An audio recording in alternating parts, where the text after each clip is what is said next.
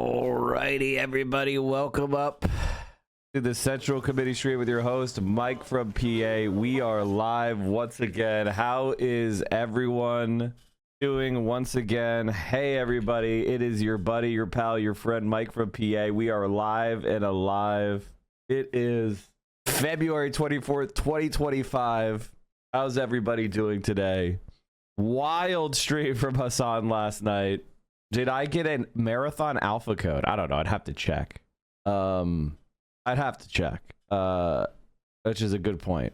Did I say May? Did I say February? What is going on? April 24th. Okay, my brain. I'm still waking up, chat. I'm still waking up. I woke up like late.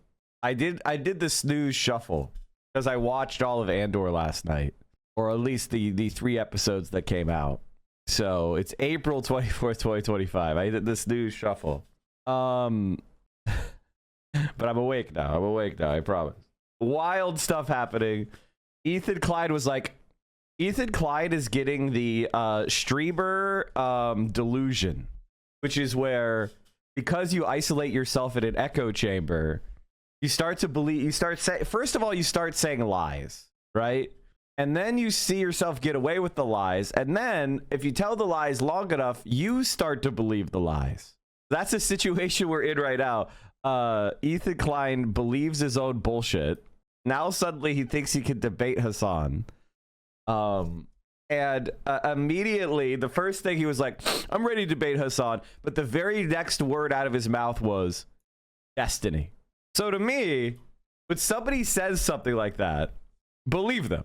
You know, so either clearly he wants to do something where he's got like destiny in like a chat or has given him talking points of some sort. And I want them to debate because it would be very, very, very, very funny to see that. So we have that happening. So the Ethan Klein, and just so you know, chat, we would obviously enjoy watching such an event. I don't know what Ethan Klein is really hoping will happen. Like I really don't understand. Like, I understand that he's now just the Hassan Snark channel. Like, that's his entire channel now. But I don't really understand what he's expecting to happen. Like, oh, I'm sorry, Klein runs away from debate with Asanabi. Like, I don't know, what does he think's gonna happen here? Suddenly he's gonna put together some sort of like pro-genocide argument, and everybody's gonna be like, you know what? Now I do agree with killing children en masse. Like, what does he thinks he's gonna do? Like, it's very funny. And like, Ethan Klein is kind of the perfect example of the type of guy everyone hates. Like, when you're thinking of a really annoying person who's trying to cancel people online, who takes everything out of context to try to like get an advantage over you interpersonally, a person who only uses identity politics when it advantages them, but the moment it doesn't, they start crying about how identity politics is ruining the country. He's the guy that everyone hates. Everyone hates. Whether you're right wing or left wing. He is exactly the type of person that everyone hates. He's the person that, you know, he almost proves conservatives right. Like, because a lot of conservatives will argue like, hey, there's, you know, this identity politics shit is just a grift. They don't really believe in it. You know, they're just saying it to get interpersonal advantage and things like that. And it's like, no, it is true that there are structural disadvantages for different people from marginalized identities, and that we as a society need to look at that. And then a multi-millionaire white man like Ethan Klein is bawling his eyes out over totally manufactured shit. And then he'll immediately do a Nazi salute. He'll immediately, start saying the most anti-Semitic shit he could possibly say about visibly Jewish people. And he sees no contradiction at all. He'll be like, oh, do you own a piece of merchandise from one of the most famous animes in the world? No, that's obviously you're a Nazi swastika. Right? Then he'll do a literal Nazi salute and go, I'm Jewish. It's okay. He'll start saying the most anti-Semitic shit you've ever heard about Orthodox Jews or very conservative Jews. And then he'll be like, what are you trying to be, a cancel culture guy?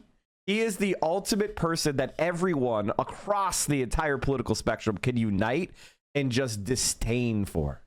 I don't know what he's expecting to happen here, but it ain't gonna work. What is your opinion about Sam Cedar debating Ethan? How do you think it will go? I don't think Sam Cedar is actually the right person to debate Ethan. I honestly don't. I'm gonna unpopular opinion. I don't think Sam Cedar is actually the person to debate Ethan. I think the main reason to debate Ethan with Sam Cedar is so that Ethan Klein can't call him anti-Semitic the entire time. But instead of calling him anti-Semitic, he'll just call him a self-hating Jew the entire time. So I think that Sam Cedar is going to be too nice to him. So like Ethan's going to come in there with hostility and a plan to attack Sam, and Sam's going to be blindsided. That's why I don't think it's a great idea. But hey, it is what it is. I mean, we'll see if I'm wrong. Sam Cedar's going to go in there like very naive. And like, you can't talk Ethan down. You can't talk Ethan down. I think people don't understand this. Ethan Klein doesn't need to be talked down. Ethan Klein is doing everything intentionally. There's no like, oh, he's just confused. This is something that liberals especially fall for, which is the idea that, oh, my opposition is just confused. And if I just explain things logically, they're suddenly going to get it, and then we'll have this big cathartic moment where we'll all laugh and join hands and sing Kumbaya fucking ah. That's not what's happening here. Ethan Klein knows that Israel is committing a genocide in Gaza. Ethan Klein knows they're killing children. Ethan Klein knows they are starving a civilian population. Ethan Klein knows Israel is guilty of ethnic cleansing and genocide. He supports it. That's why when he'll say he'll make fun of the self-immolation. He'll make fun of starving people by saying criticizing me won't make PETA fall out of the sky in Gaza, because he understands that this is a genocide. There's a reason. Like there's a reason that he does what he does. It's because he supports it outright. Like that's just the way it goes, guys. What did I say? Immolation? Okay, that's what I said. Anyway, like he just supports ethnic cleansing of Gaza. Like he thinks that what happened on October 7th, they killed 40 and beheaded 40 babies, and they did mass rapes. Well, I don't even think he really believes any of that shit. He just says he believes it. And like that's the that's the reality. So there is no like, well, if I just say a couple things to Ethan Klein, he just thinks that, like he said it before, that this is a racial thing. Like he supports Israel having a majority of Jews, and any political outcome that doesn't have Israel control the river to the sea with a majority of Jews, he's against. That's it. He wants Israel to be a Jewish supremacist state. That's what he believes. Like there's nothing more to say. Like you're not going to convince him that Arab people should be treated like equal citizens within a Israel Palestine. Like he doesn't believe it. It was so weird yesterday. He was talking about, he was a fucking child just going, let's see if Sam Cedar first can get me in the right frame of mind. If he can't, then I'll go up against the final boss. As if it's still all about Ethan. He's a live public humiliation in front of his audience. Yes, that's exactly what I'm saying. That's why I worry about Sam Cedar. I don't know that Sam Cedar actually has it in him on this issue. Maybe I'm wrong. You know, I don't get that Sam Cedar is going to be a pit bull on this, but maybe we'll be wrong. You know, if he is, then I'll eat my crow. And Hassan, I'm ready to get on a call with you without any prerequisite. You don't have to watch the video. I think it's time we talk it out. And let me say, and let me add a caveat, or not a caveat, but a prediction. I think that Hassan, being the ever coward that he is and always constantly moving the goalposts, will find a way to justify dodging it. It will either be that, oh, Ethan is way too gone to talk, or, oh, this isn't about Ethan, it's about using it for his audience. Oh yeah, totally. What I'm saying is, if you want to really hurt Ethan's audience, you've got to make him look like a cuck. You got to make him look like a cuck. Oh, Ethan's just going to get Destiny talking points, or Ethan's... Okay, as I told you, right off the bat, Ethan's just going to get Destiny talking points. To justify dodging it. It will either be that, oh, Ethan is way too gone to talk, or, oh, Ethan's just going to get Destiny talking points, or Ethan's going to blitz me with Destiny, or what's the point of talking to him? He will find some, or he's just going to lie. He'll find some way to get out of it. Ethan wants to debate. How will you get out of this one, coward? Wait, what? I'm down. What the fuck? I'm super down. Hello?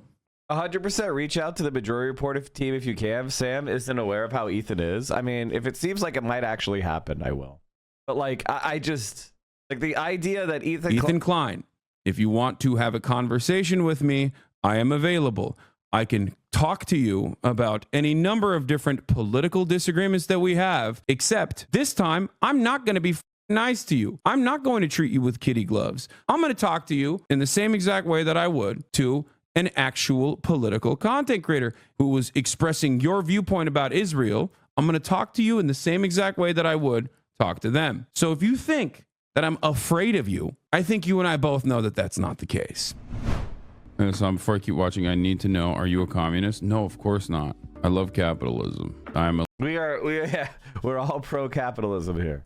So we'll that's pretty much it. Like, I mean, I'm sure we'll talk about this more if you guys have more links. He's ending his stream. He's ending his. Okay, actually, let's watch this video just to get this started. Maybe we'll watch more in a bit, but this is kind of funny.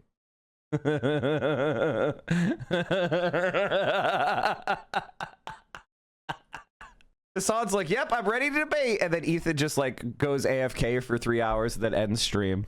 I'm ready to get on a call with you without any prerequisite. You don't have to watch the video.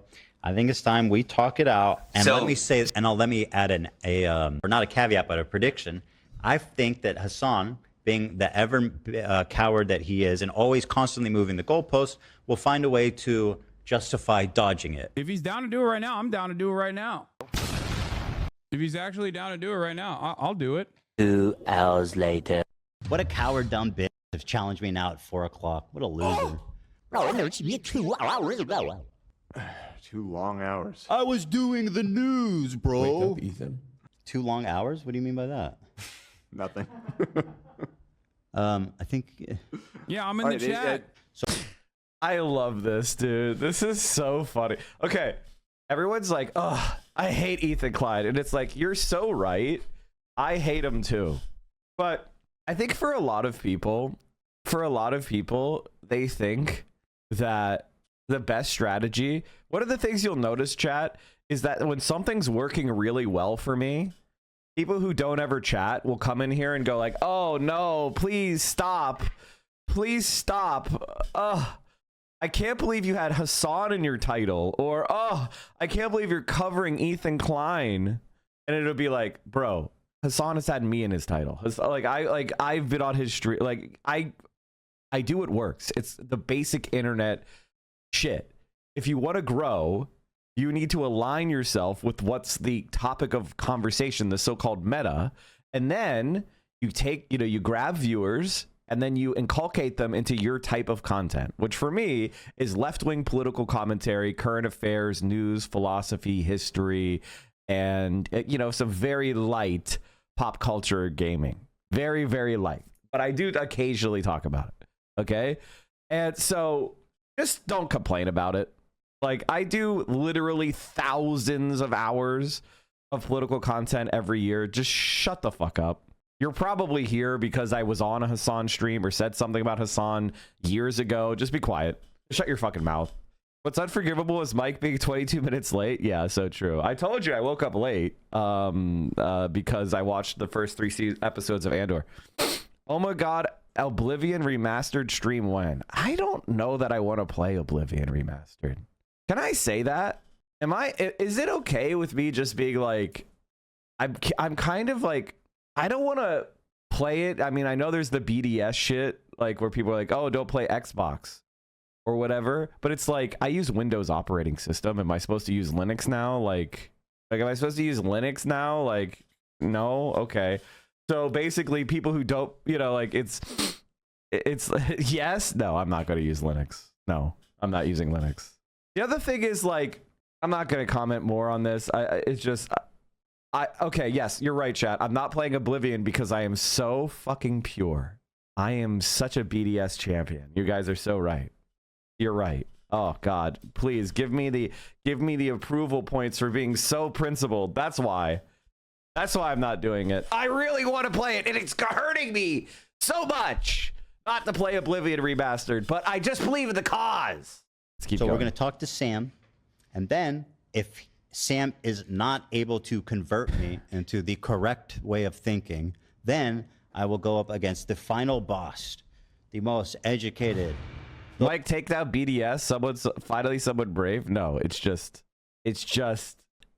people are going to rationalize their shit. It's just like for me, the don't play this video game. It doesn't even make sense at this point. Like, can I just make an argument that makes sense? We have these massive conglomerates that just buy everything, and so it's like it doesn't even like people have nothing to do with Israel are now getting swept up into it, and it's like these massive fucking conglomerates. Like Microsoft is what, like the second largest company in the world.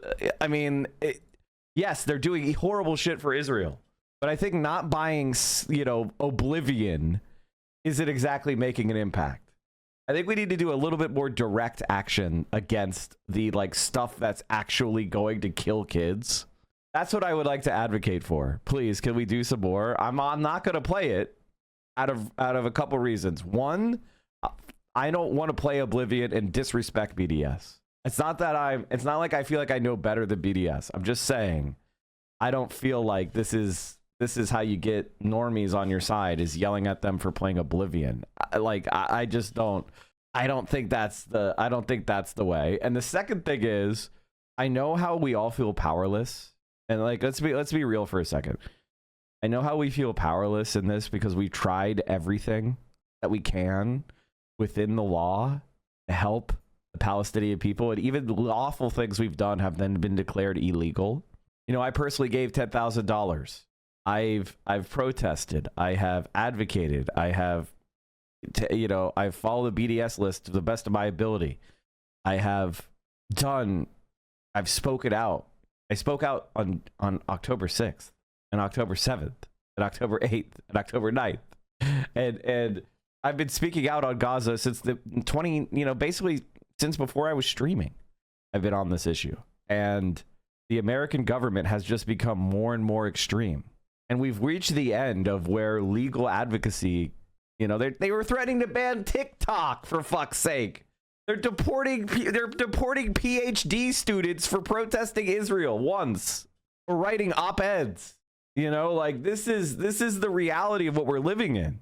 We've got to figure out a way to escalate beyond the same old patterns. It's not. We're just trapped in the same old patterns where it's about soothing ourselves rather than really and totally and truly putting pressure on Israel. And I don't know exactly how to do that. The most prolific. I mean, I know, but I can't say. I said yes 2 hours ago, Ethan. Bro, you're actually in my chat? Okay. Oh! All right. I didn't hear about it since 2. Did he really? I didn't hear about it till right now. Why is everyone just in the chat suddenly saying he wants to debate? Just like right now. You know what I mean? Like, give me a break, bro. Anyway, it's not happening right now. It's late. Oh, okay? it's not. Oh, wait. Oh, no. It's not happening. No, it's wait. He's so tired. He did his 9 hours of streams this week. He's so tired. It's not happening right now. So I'm going to talk to Sam. Oh, he's going to talk to Sam now. Chat. Did you hear? He's not. Wait, he's dodging Hassan to talk to Sam? February 3rd, 2025. Ethan, let's do a debate in person. The reality is that we've all been perfectly willing to debate Ethan Klein. We've all been ready to talk to Ethan Klein. Sam is going to be really nice to him, and in the end, Ethan is going to say to his audience, Sam agreed with me. Exactly. Don't pick the time is during our show. Not 8 a.m., just to be clear. Deb? Yeah, and not only that, I've got whatever. I don't need to just we're going home. I replied to okay? Hassan in the chat. I said, we'll set it up. I got Oblivion to play. Like, I got to get out of here. I got a family and a crew. He didn't reply to me in the DMs. I don't know why. Microsoft is not a BDS target. It's an organic target. Started by no Azure for apartheid, and not streaming Oblivion does nothing. It's the Hogwarts drama all over again. Microsoft is perhaps the most complicit tech company in Israel's illegal apartheid regime and ongoing genocide. I don't think so. I think it's Palantir. Isn't Palantir like literally doing it? Like, isn't Palantir literally doing the genocide? Like, I mean, I know Microsoft is heavily involved, and there's been a number of Microsoft employees that have like protested, but like, hasn't also Google been doing it? Like incredibly, like hasn't Google's like AI crew like helped with targeting and shit? We call for boycotting Microsoft's gaming products with the following options as tiers of engagement. 1, cancel your Xbox Game Pass subscription. Okay. Boycott Candy Crush, Minecraft, and Call of Duty. And then 3, boycott all Microsoft gaming products, including Xbox branded consoles, headsets, accessories, all games. So they have tiers of engagement. Okay. So if you're a tier 3 BDSer, then you can do it. Okay. Microsoft provides the AI for Lavender, etc. Oh, is it a Microsoft AI? I thought it was a Google AI. BDS needs to narrow their pressure campaign. No, see what's happening, chat? Okay, so here's what you guys don't understand. What's happening is BDS. So what's happening is people are going mega viral on TikTok doing content where they show like companies' links to Israel. And so people are like saying boycott, and then once a video or two goes viral on a company's connection to Israel, people are like, we gotta boycott that company, they're connected to Israel, right? And then, you know, people start getting yelled at because some video went viral on TikTok, and then people kind of organically in the comments start saying boycott this company, and then they run around to everybody who's doing anything, has any of those products or doing any of the things with those companies and going, you're violating BDS. And then people are like, what? And it's not that the people making the videos are wrong. They're not wrong to try to expose those links. It's a good thing to do that. But I feel like at this point, it's kind of spitting off into kind of rad lib bullshit as opposed to a targeted, centrally organized campaign. And it's diluting itself. And I don't think you should allow, I mean, like, it's hard to say what is the right decision or not. It really is. I'm not going to criticize it that much because he's ending his stream. I know how hard it is to like really figure it. Wait, I know how hard it is to get people to boycott shit. And so you want to ride the waves of like social media popularity. I just don't know that this is like actually going to change things in a way. Like, it is what it is. I mean, I don't buy Xbox. I can follow those rules. I'm going to try to follow those rules to the best of my ability. You know what I mean? But that, if BDS says to try to do that, I'm going to try to do the best of my ability. But they also talk about tiers of engagement. So I don't think you should like be attacking people if they play Oblivion. I think that you can personally do it and then you could urge others to do it, but I don't think you should be attacking people on it. I think that's a good compromise. I made a YouTube video in February asking you to debate me, as well boy. as said, hey, Swastika boy, we have shit to do. I talked to you okay? numerous times. Right. Thank you, everyone, for watching. Not sure why your Today is Wednesday, which means Thursday is for members. No, it's because he wants to talk shit from his hug box. That's it. That's the difference. He wants to talk shit from his hug box with no contest whatsoever. He can't even stand when his own crew members try to gently put it down. Try to gently move him in the appropriate direction. So obsessed with Ethan Hassan. Okay, I really want to look up that name. Oh, Jet A. Okay, that sounds like an old, just low IQ Ethan fan. No pushback whatsoever. I doubt that's it. He's terrified. With all that being said, guys, have a wonderful evening. Like, part of me wants to be like, oh man, I just agree. I think the BDS people are right. You know what I mean? Like, as much as I want to be like, this is silly, I don't know though. Is it? I don't know though. I mean, I'm going to tell you right now, I'm not changing my operating system on my computer. I'm just not doing. I'm not changing the operating system on my computer. I'm just not going to do that. Sorry. It is what it is. Like, that's crazy, but I will definitely follow the Xbox thing. It's okay, Mike, you're just weak. It's not for everyone. Yeah, very true. Very true. Microsoft provides Israel with the technology used to uphold Israeli apartheid and commit genocide. Oh yeah, this is fucking terrible. Microsoft workers launched No Azure for Apartheid, a worker-led campaign demanding an end to Microsoft's complicity with grave human rights violations. Call for BDS pressure on Microsoft to end the sales of digital dual-use weapons in the form of cloud and AI technologies that are being used to kill, maim, surveil, and displace Palestinians. 100% agree. The BDS movement, supported by Microsoft workers, calls on people of conscience. People of conscience? It's people of conscience. This is a typo. To pressure Microsoft to end its complicity in Israeli apartheid and AI-powered genocide. To pressure Microsoft, boycott Microsoft's consumer products whenever possible. Demand your institutions divest from Microsoft and exclude the company from contracts. Yeah, that sounds good. That sounds good. Yeah. I'm fair. I'm good with this. This makes sense to me. The BDS organizers made Microsoft an organic target for a reason. Acting like annoying radlib rather be intelligent, focused, and strategic about BDS targets and counterproductive. I agree completely. I completely agree. I think that you should back up BDS where possible, but it isn't your job to run around and be an annoying radlib and being like, I can't believe you hate Palestinians. Like, don't do that. But you should definitely be like, hey, if you know somebody, especially if somebody's sympathetic to BDS, raising their consciousness and just be like, hey, did you hear Microsoft is part of this really bad thing? That's a good way of doing it. So I feel like I totally understand it now. Okay, I'm glad that I read through it. Thanks, chat, for the links. What people don't understand is that you don't have to sweep behind yourself with boycotts. At most, you could just cancel. No. I mean, of course, we want to make as many people as possible do it. But I think the one thing that I would say is we're at the point where escalation is what is required, but everybody doesn't feel like they want to put their own skin in the game, including myself. And we are at a point where the fascists keep going right up to the line. Whatever your Rubicon is, they take all the territory before the Rubicon, right?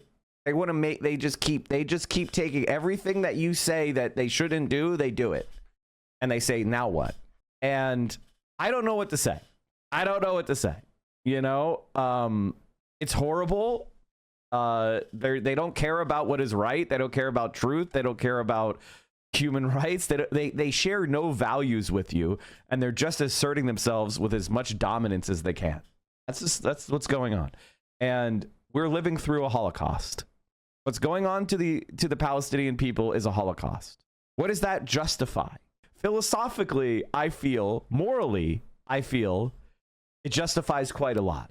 Like in recent news with Pakistan and India, India has cut off the Indus River that leads to Pakistan. This is a direct attack against the civilian population. What the fuck? What do you mean they cut off the Indus? All 4 sluice gates feeding the Indus River water from India to Pakistan have been shut. So they're just filling reservoirs to maximum?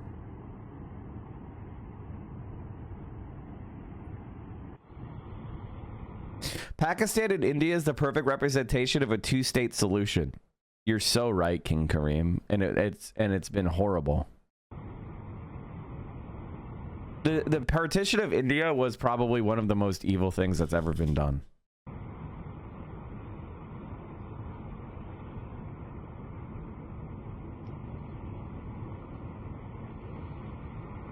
Technically 3-state with Bangladesh, that's true.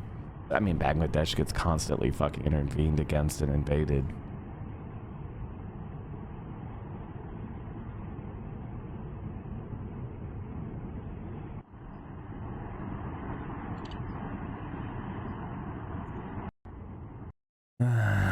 God.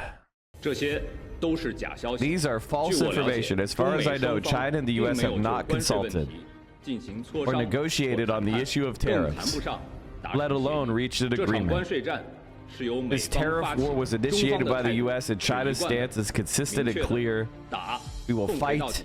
If fight we must. Our doors are open if the US wants to talk. Dialogue and negotiation must be equal, respectful, and reciprocal. The Chinese are winning, by the way. Like, the Chinese are winning huge.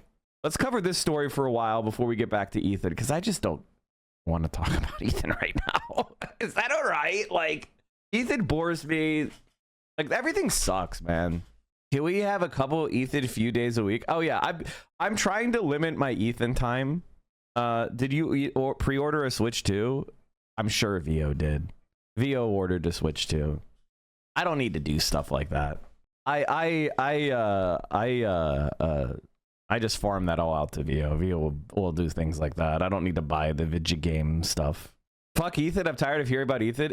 It'll be over soon. It'll be over soon. I can guarantee you that. And the reason why is Ethan Klein. You know, I'm going back and forth on the Sam Cedar debate. On the one hand, I feel like Sam Cedar is going to be way too nice. And Ethan Klein is going to like be a whiny little bitch saying like, I'm just a small little boy. Don't hurt me. And then he's probably going to break down and cry.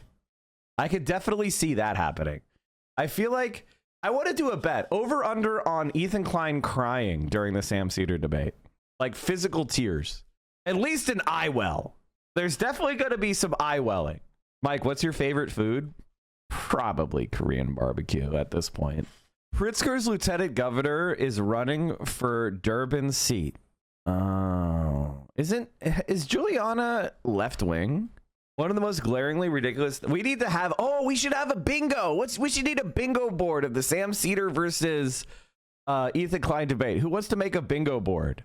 That's such a good point. Perspective, Pia. Who wants to make a bingo board? Leftovers H3. I need you guys to start submitting your bingo boards for the Ethan Klein Sam Cedar debate. Free square is Ethan Klein crying. Stratton is very shifty. Oh God. Well, I think one of the most glaringly ridiculous things through this whole Ethan bullshit has been him pissing and moaning about CPS when he literally called Richie Torres on pro-Palestinian creators. Like, you can bitch about the state mechanisms coming down on you when you did the same thing. Well, first of all, like the CPS stuff, none of us told you to call CPS. Right? The only thing that people did is bring up the fact that Ethan Klein said that they were all catching parasites and people noticing how much dog shit and filth was all throughout the studio and showing clips of how gross they are, that there's flies swarming the shit and that there's rotten trash that stays in a trash can for weeks. Like, that's the stuff that people show because they were showing how gross he is. Did I say parasites? Parashits. Yeah, exactly. He was saying, I'm having one today, chat. Like, and no one was like, I'm going, unless they were like after the fact that they were falsely accused, they were like doing it for memes, doing an I am Spartacus meme. But like no one actually called him that to happen. He's just cry bullying people. Same thing with the skulls. He returned the skulls so to make sure the person who bought them got a refund. You know, like he just makes shit up with no evidence, and we're supposed to just believe it. China spacecraft. China launched a spacecraft to their space station. I love communist space shit. That's really my bag. 40秒40秒30秒30秒20秒20秒10 8点火 They're all saluting. 起飞起飞110 100分31秒441毫秒起飞110 100分31秒441毫秒右旋程序转弯 So it's interesting. So China does a lot of like smaller boosters, smaller solid rocket boosters.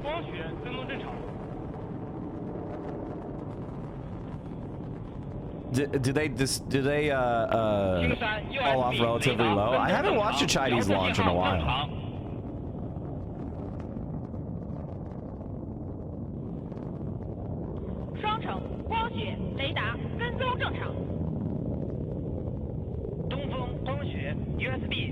People are asking me about where you launch rockets. So basically on the Earth, the closer you are to the equator, the better, because the Earth spins right underneath you. So when you launch a rocket, you want to be as close to the equator as possible because then you get a bunch of free energy. So the further south you launch, the better. And also, this is also interesting, the higher altitude you launch from, the better. So the ideal place to launch rockets from would be from the top of a mountain on the equator. That would be the ideal way of getting free energy. So basically, as close to the equator as you could get, the better. That's why we do, Cape Canaveral in Florida. There's a lot of advantage, Florida being more southern in the continental United States. But because we have to launch from Florida, therefore you're not on an actual equatorial orbit, so that costs more energy, and it's actually harder. 跟踪正常，遥三信号正常，东风飞行正常。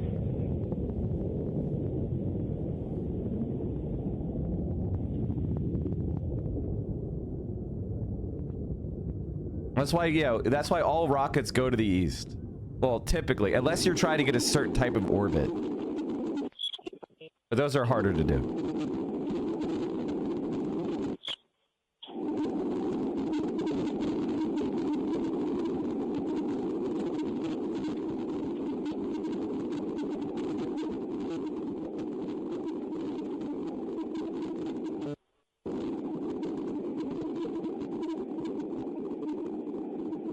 Israel launches into the west, into the Mediterranean to launch over Arab states.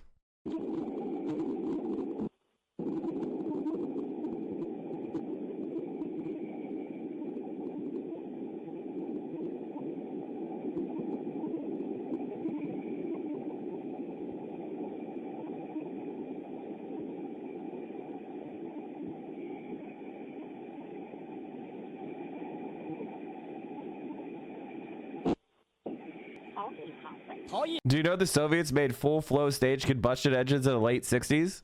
Bro, I told you that! I told you that! You're asking me questions about things I told you! No, you didn't. I work in aerospace. Oh, okay. Well, I've been talking about how the Soviet technology, liquid rocket technology, was still more advanced than what we do. Like, I've been talking about this for the longest time. Rocket engine. I mean, even Elon talked about this. What makes Soviet rocket propulsion systems superior? They're not superior, they are equivalent. The US replaced, see, they used the RD-170. That's what it is. It's the RD, I think it was the RD-160 is the one that is the Soviet one, right? Or is it the 170 that's the Soviet one? Yeah, okay, it's the 170. This was the most advanced rocket engine for a very, very long time. People who are rocket fans will maybe disagree with me and be like, well, technically it's not the most advanced. But the US basically just used this rocket engine for a very long time. And then their derivatives, like the RD-180 and the 191. Like, we just kept using this. Yeah, see, the RD-180 is used on the Atlas V, which is America's rocket. Like, we literally still use this. We're still launching these rockets using the Soviet technology because it's superior. Isn't that crazy? We won the space race. We just said, okay, landing on the moon is proof we win, and then we declared victory. Okay, the Chinese. Okay, what else are the Chinese winning on?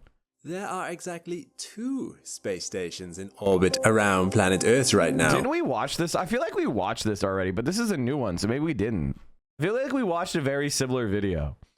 Oh yeah, okay, so Xi came out today, or yesterday, and he gave a speech. I wanted to show a couple of the highlights. However the world may change, China will not slow down its climate actions. We will not reduce its support for international cooperation and will not cease its efforts to build a community with a shared future for mankind. With the future of humanity and our well-being of our people in mind, let's earnestly honor the principle of common but differentiated responsibilities. Do our utmost respectively and collectively, and build a beautiful, clean, and sustainable world together. He also talked about, because people were wondering if the Chinese might back off some of their renewable energy push because the Americans are pushing for like coal and shit.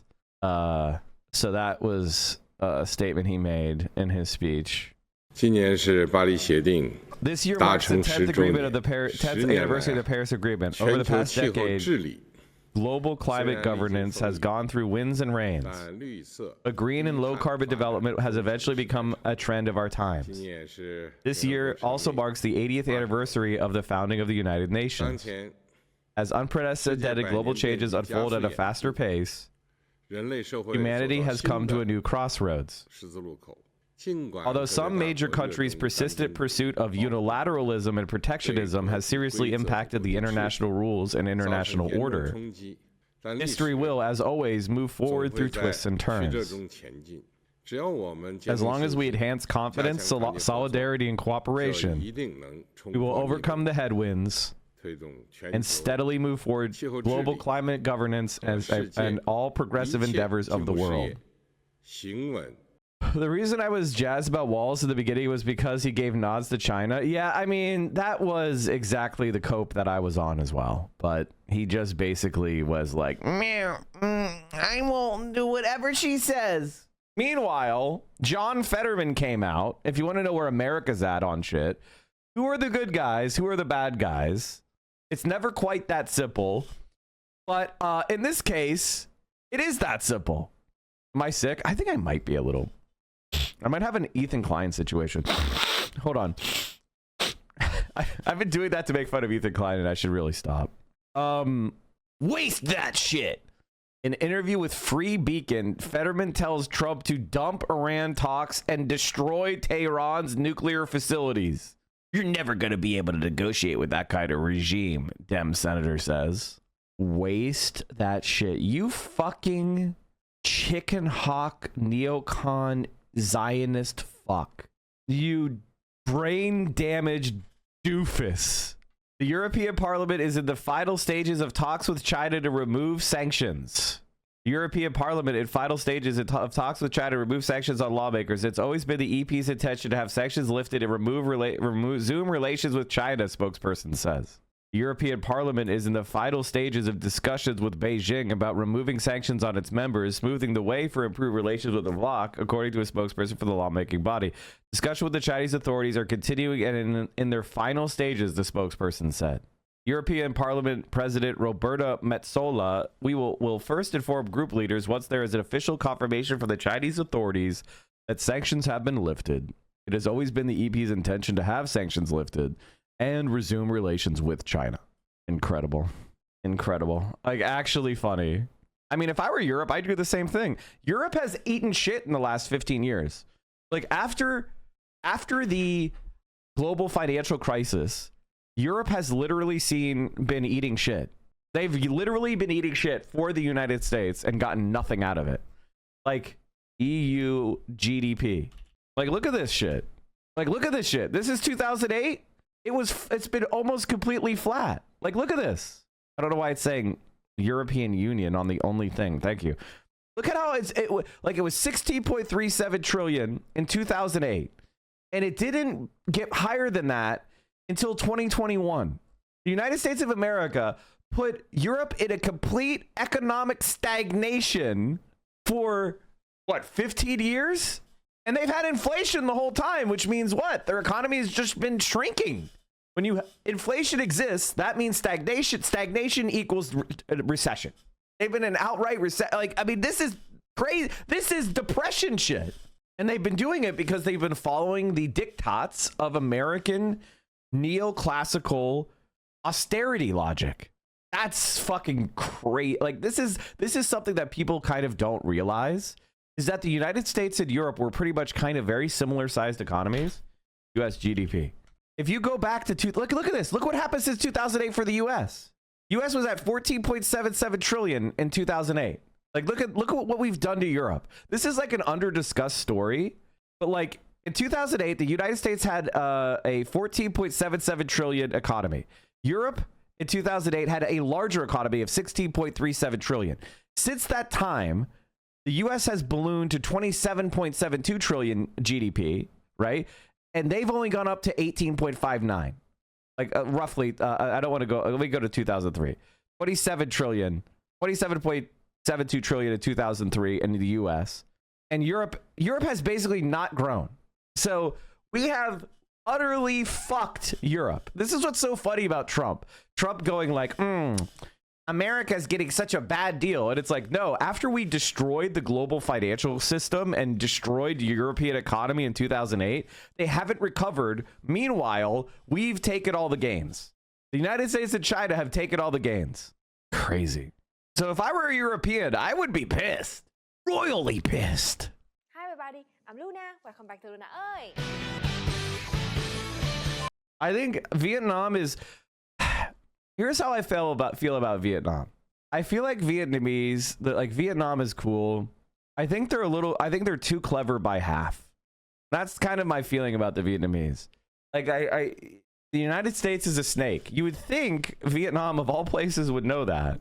But I think that they have bad taste in their mouth with the way China has treated, Vietnam over the centuries and millennia. So I understand it, but it's still crazy to me. Like if I were a fucking Vietnamese, I would not trust the United States at all. But they know what they're doing. Okay, they know what they're doing. I guess. I hope. Okay. Oh yeah. We have been through many big economic shifts over Bridgewater's 50-year history, so we don't speak lightly when we say this looks like a once-in-a-generation one. Adding they see exceptional risk to U.S. assets. Okay, so is this a hedge fund letter? Today we see three interrelated dynamics at the core of the new reality: a new geopolitical and macroeconomic paradigm, an urgent threat to investment portfolios from this paradigm shift, and a once-in-a-generation technological disruption. We see exceptional risks to U.S. assets which are dependent on foreign inflows. Yesterday's environment was strong U.S. growth, flexible proactive Fed, U.S. corporates globally dominant, and global capital surplus, massive U.S. inflows. U.S. equity. So this is a new reality. Growth weakness, a Fed that can't ease into problems, stock underperformance, and U.S. equity underperformance versus the world. And in the new mercantilist paradigm, policy-induced growth slowdown, stagflationary risks, fading deflationary tailwinds, U.S. corporates highly exposed to ROW, rest of world, while continuing overperformance priced in, loss of U.S. as reliable trade and security partner threatens U.S. capital inflows. Bridgewater's message to those that think that stocks always go up in the long run and any slight correction is a generational buying opportunity. We are facing a radically different economic and market environment that threatens the existing world order and monetary system. 1. Globalization, rising trade, and capital liberalization was the dominant geopolitical and economic paradigm for decades. That paradigm is over and being replaced with modern mercantilism. The Trump administration has chaotically accelerated this shift as it seeks to upend global institutions and rebalance trade and security relationships in pursuit of its America First priorities. Now, a global system of interdependency that has been woven together since the dawn of the U.S.-led post-war era is being undone. As shown below, in this new mercantilist paradigm, the role of the state is perceived to be to increase national wealth, strength, and self-sufficiency. The state takes a more active role in orchestrating the economy, pursue those goals using trade policy, transactional, or even coercive foreign policy, and industrial policy to support companies and sectors it considers strategic to achieving those goals. How these policies play out and how global policymakers and private sector respond will have major implications for markets and economies. Today's mix of global assets reflects the winners from the past paradigm, which were largely assets like U.S. equities that benefited from rising growth, a proactive Fed, and U.S. outperformance. The shift in asset allocations has created risks if the future is different than the past.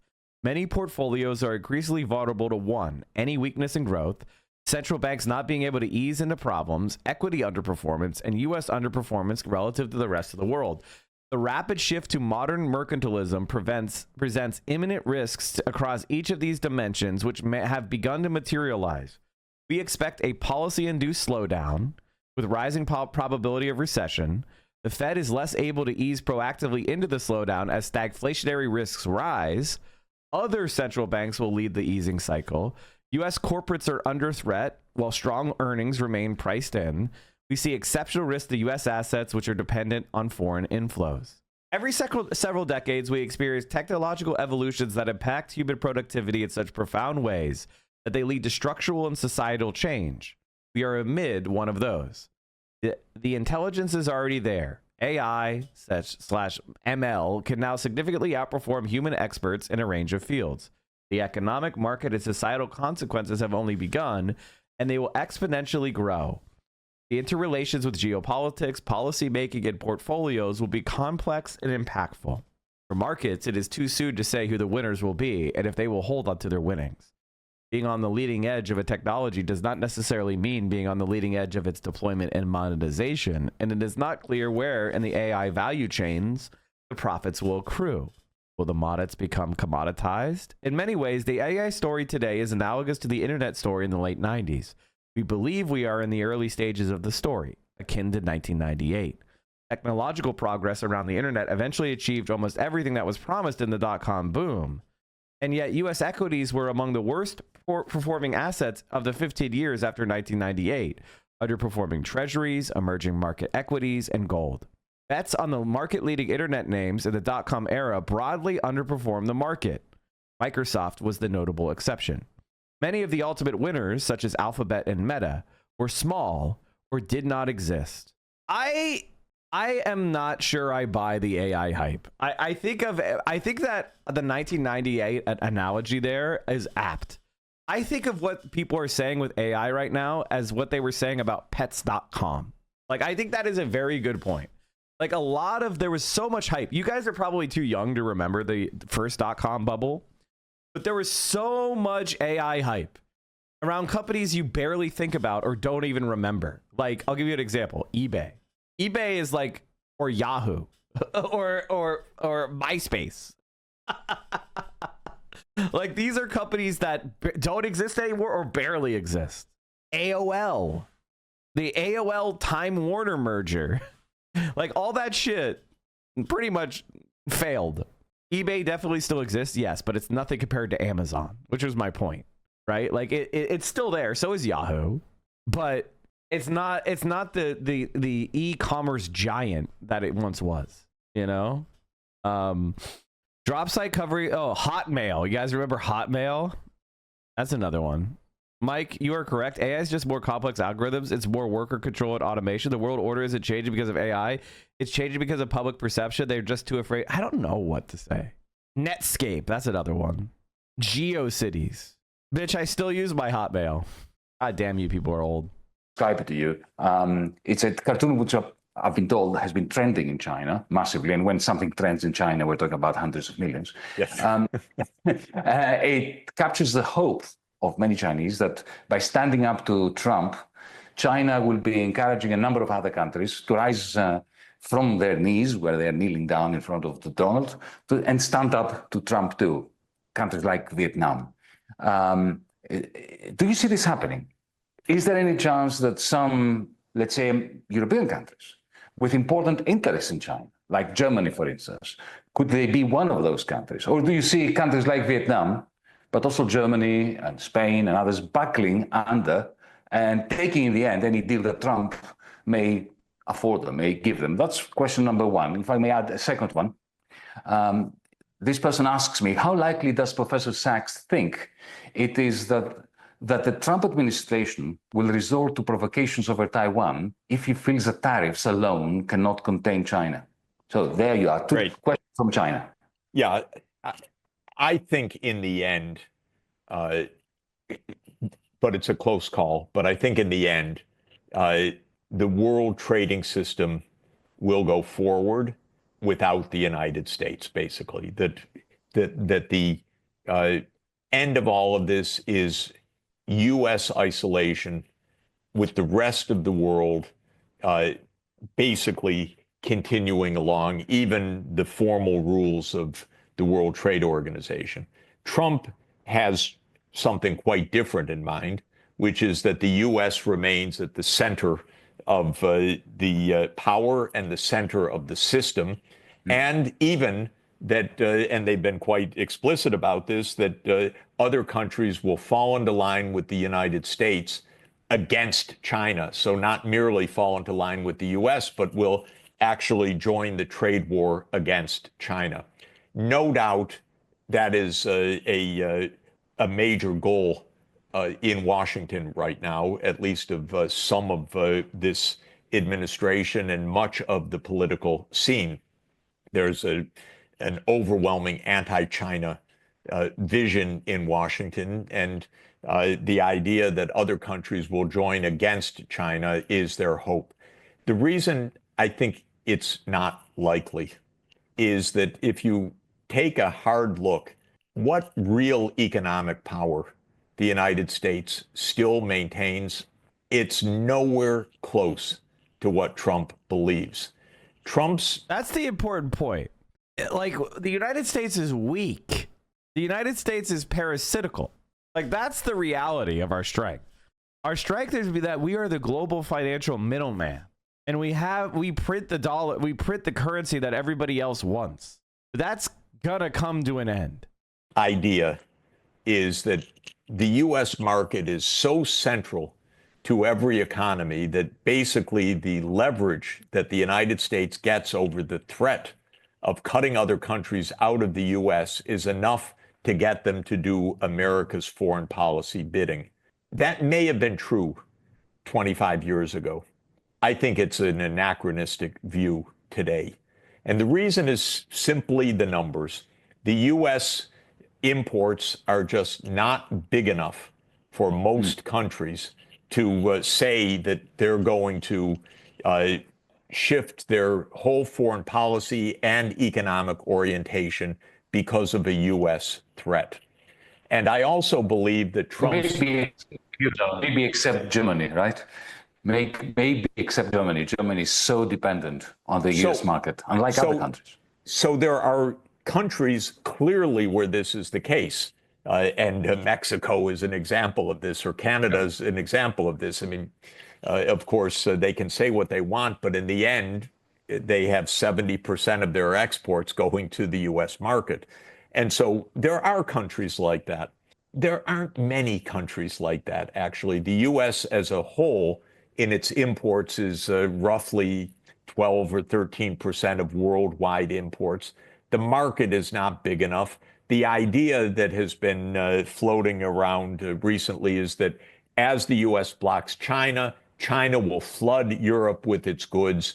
And by doing so, Europe will put up barriers and effectively have to join the U.S. in an anti-China move. If you look at those numbers, it's actually not the case. China exports right now about $450 billion a year to the United States. It's not so big. By the way, it's come down a lot because there's been 10 years of anti-China policies, even starting with Obama, but during Trump 1 and during Biden. So China's already diversified substantially. So that kind of idea that China's about to flood the world with its inexpensive products and thereby provoke a worldwide anti-China response, that too is not true. So I admit it's a debatable point, but I don't think the U.S. has the power to do this. Another point about the power in this trade war. The financial markets really are shaky right now, and it's understandable. The U.S. is a debtor country. They're flopping around like a fish. They're flopping around on a fish, and like honestly, like I'm looking at stocks today. We go and look at stocks today. They're up. It's a green day. It's a good day. You know, volatility's still high, but slightly down overall.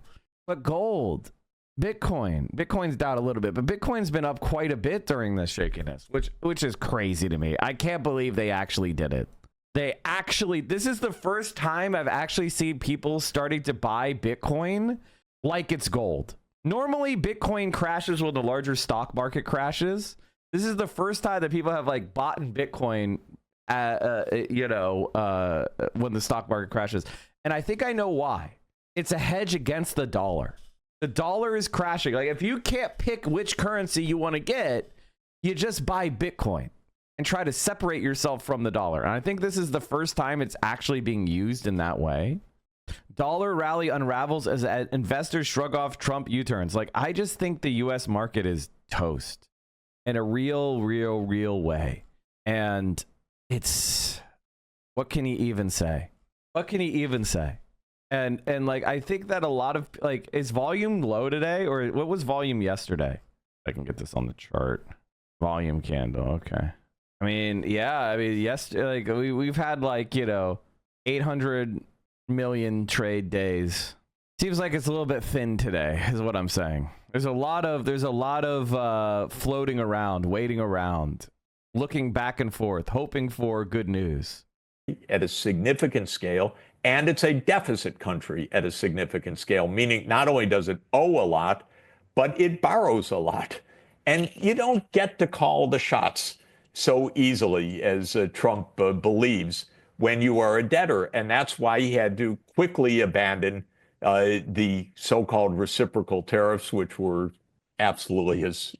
I won't even go into it. But anyway, that whole tariff list that Trump made, which was completely primitive, he had to abandon it, not because of protests about trade, but because the capital markets started to seize up and U.S. interest rates started to rise above 5%. And clearly there was a significant problem.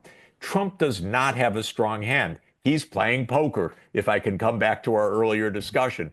Poker is a game of bullshitting others. It's a game of bluff as much as it is a game of a strong hand.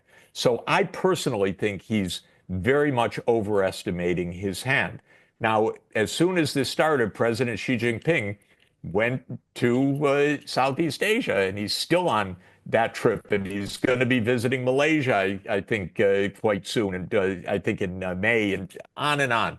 China's not going to lose its trade relations. I spoke with senior African officials today. They're so focused on China and all that China relations can mean. I just don't see it. The United States, in my view, really is in relative terms, a diminishing force in the world. It is not the sole superpower. It is not the indispensable country. And Biden bet that it was in a particular way in Ukraine. Trump is betting in a quite different way that it is in the world economy. I don't buy it in either case. And now China is talking openly about internationalizing the renminbi. I think it's inevitable for many, many reasons. And that also means that the exorbitant privilege of the U.S. dollar as being the sole world key currency, I don't give it 10 years of continued life. So that's my basic point. Mm-hmm. I think it's a poker bet that isn't going to win by the U.S. Can I put a hypothesis to you for you to comment? It simply adds to everything you said, because I happen to agree. Look, the hegemony of the United States, based, not despite, but based on its deficits. This is the great paradox of the last 50 years. Hegemony based on deficits is hanging by a thread, and the thread is the exorbitant privilege of the dollar. So the internationalization of the renminbi is going to be what really severs that thread. And the reason why it hasn't happened yet is because Beijing has not decided to do it. That's correct. My hypothesis is this: if Trump continues to push them, then would it not make sense for Beijing to turn the BRICS, not just from a loose agglomeration with an alternative to SWIFT, which they have another already... Pedro Pascal W. Pedro Pascal calls J.K. Rowling a hideous loser. My fucking king. My fucking king. Pedro is so great, dude. What a cool guy. Created with BRICS Pay based on a remarkable blockchain technology. But honestly, to actually one of my favorite actors of all time. Imitate the Bretton Woods system. Damn, I can't believe Mike can't read. What did I not read? What did I not read? I don't see what I didn't read. He called her a hideous loser. Or a heinous loser. Sorry. Heinous loser. Heinous loser. You're right. I can't read. You were right. Heinous loser. I guess I just put in hideous. I was thinking of her mold wall, chat. With the renminbi playing the role that the dollar did to anchor this alternative, new Bretton Woods system. Because people say to me that can't happen when you have capital controls. Well, it did under Bretton Woods. You can have a system where you have a surplus country at its heart. It was the United States in 1944. It could be China today, with capital controls, with certain constraints which allow for Beijing to maintain control over its financial sector, not to throw open the gates. And that, for me, would be the greatest danger for the exorbitant privilege of the dollar. Well, I think, first of all, China is opening the gates to some extent, but carefully. What's really key, the most fundamental point I would say, is Chinese interest rates, both the nominal interest rates and real inflation-adjusted interest rates, are lower than U.S. interest rates. Well, China's a saving surplus country. The U.S. is a deficit country. You get a lot of power by financing the world. The U.S. financed the world for a long time in the 1950s, 1960s, 1970s. China is financing the world. It's financing enterprise, it's financing infrastructure, and it is creating a renminbi-based outward-oriented finance. And just today, I was reading about new steps that the Chinese government is taking to say we support the outward investments of Chinese companies, especially, I would say, in the Southeast Asian region, to start with the 10 ASEAN countries. They're close by. There's a lot of natural connection. That's where President Xi Jinping has been on his visits recently. So, yes, I think that this is a big deal. And I would say that the exorbitant privilege of the dollar will come to an end for three fundamental reasons. And we're watching it right now. One is simply the weight of the U.S. in the world in relative terms is shrinking. So the predominance of the dollar at some fundamental level depends on the strength of the U.S. economy, and the rise of China's, but not just China, of India and others, is a fundamental change. And that share is declining when measured in purchasing power in a significant way, and it will continue to do so. Second, the U.S. completely abused the privilege of being the world's key currency in a couple of ways. One is by, total failure of fiscal responsibility, because you need. Can you explain what capital controls are? Basically, capital controls are not letting money or property go across a border. So let's say, for example, I have $1 billion in US dollars, and I want to send it from Chase Manhattan Bank to Deutsche Bank in Germany. Capital controls would just simply not allow me to do that, or not allow me to do that without an authorized reason. So you can't take your money out of the country, right? That's what capital controls mean. Deutsche Bank. Ethan bitched out. What's his reason? Because it's too late, and they needed to play Oblivion. Measure of fiscal responsibility to show that you're not just blowing up the whole monetary system, and the U.S. doesn't show it right now. But second is in all of the use of the dollar to enforce U.S. foreign policy, the weaponization of the dollar has been pervasive. And part of it. Someone made an Thank You, Ethan Klein remix.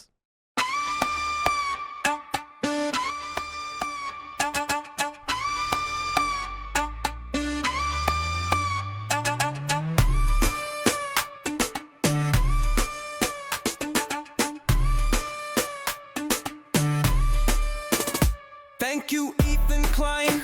You are my best friend. You are the rent payer. You are the legend. Thank you, Ethan Klein, the defender of genocide. You're helping small creators grow a much larger size in 2025, promoting the left side. Okay, listen, chatter. Just keep, it's not my. I prefer the original myself, but keep it up. Keep remixing. Keep remixing. It is simply grabbing Russia's foreign exchange reserves, for example. The original goes harder. I mean, greetings. I am the true leader of the YouTube channel that viewers know as Bad Empanada. We at the Bad Empanada Foreign Influence Operation would like to thank Ethan Klein for his help in bringing our operation to prominence. Original. We have long been working to destroy American values, and thanks to his recent actions, our efforts are finally bearing real fruit. As he loses viewers and subscribers, we gain them at an exponential rate, higher than ever before. Each viewer he loses is one less viewer of American propaganda. Each viewer we gain is one more exposed to propaganda, a sleeper agent ready to act on our signal on a moment's notice. The work that Ethan Klein has done recently to help bring down America and Israel has been exemplary, and we thank him greatly. So much so that we even wrote a song for him. Those of us at sincerely hope you enjoy this tune while you wait to hear us utter the code word that will spur you into taking action for our purposes against your will.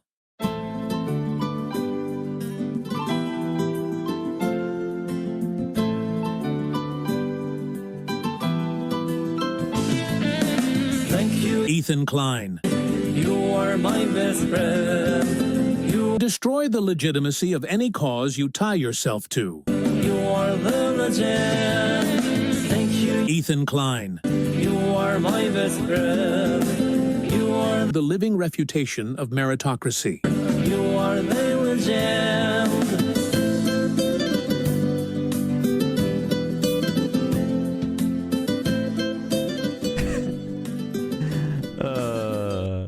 If people are like, are you guys finally learning the lore of the Thank You Ethan Klein song? I thought everybody knew this, but I'm putting it all together for everyone now. Okay, so there was a song called Thank You USA, which was written by Kosovar nationalists for the U.S. intervention against Serbia. Thank you, USA. You are my best friend. You are the peacekeeper. You are the legend. Thank you, USA. You are my best friend. This is the true initial. Peacekeeper. You are the legend.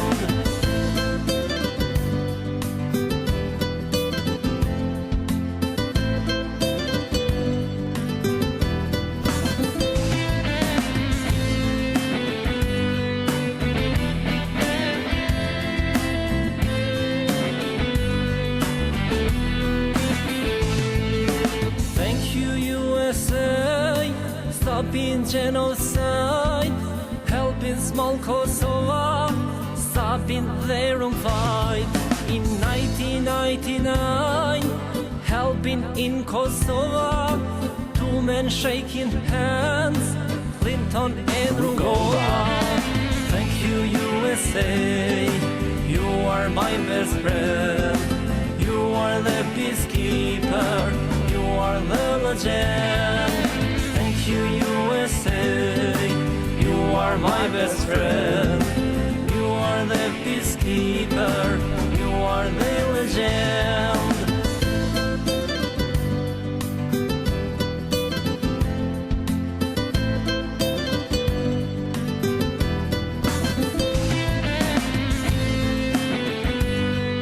See, they said thank you. Is that so much to ask? Is that so much to ask? They said thank you. This work that we do, the way we thank you, this song that we sing, memories will bring. In so many countries, you are keeping peace. You are the lifesaver. You are pain release. Thank you, USA. You are my best friend. You are the peacekeeper. You are the legend. Thank you, USA. You are my best friend. You are the peacekeeper. You are the legend. Thank you, USA. You are my best friend. You are the peacekeeper. You are the legend.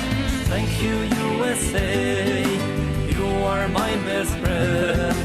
You are the showing the terrorist music videos again. You are the legend. Thank you, USA. You are my best friend. You are the peacekeeper. Did the CIA force them to do You this? are Yeah. the legend. Yeah. Yeah.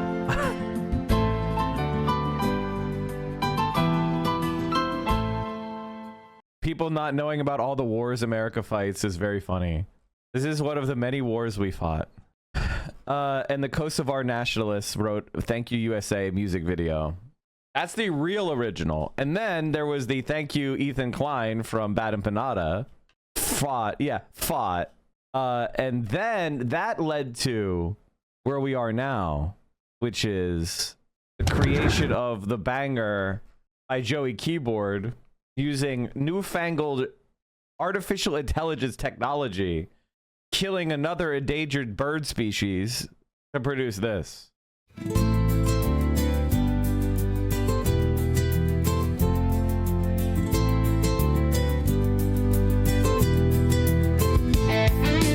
Thank you, Ethan Klein.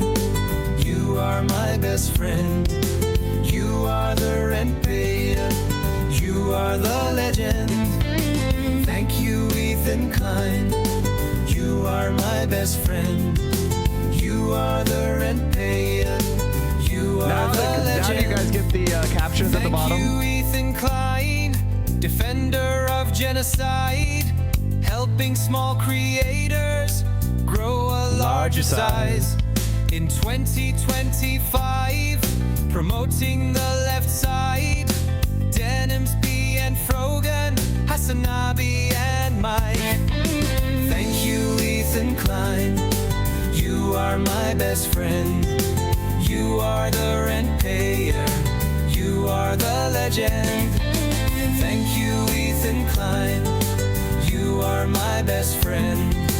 You are the rent payer. You are the legend. They are so mad about the fact that I just am not offended by Ethan Klein attacking me at all, and I find it funny.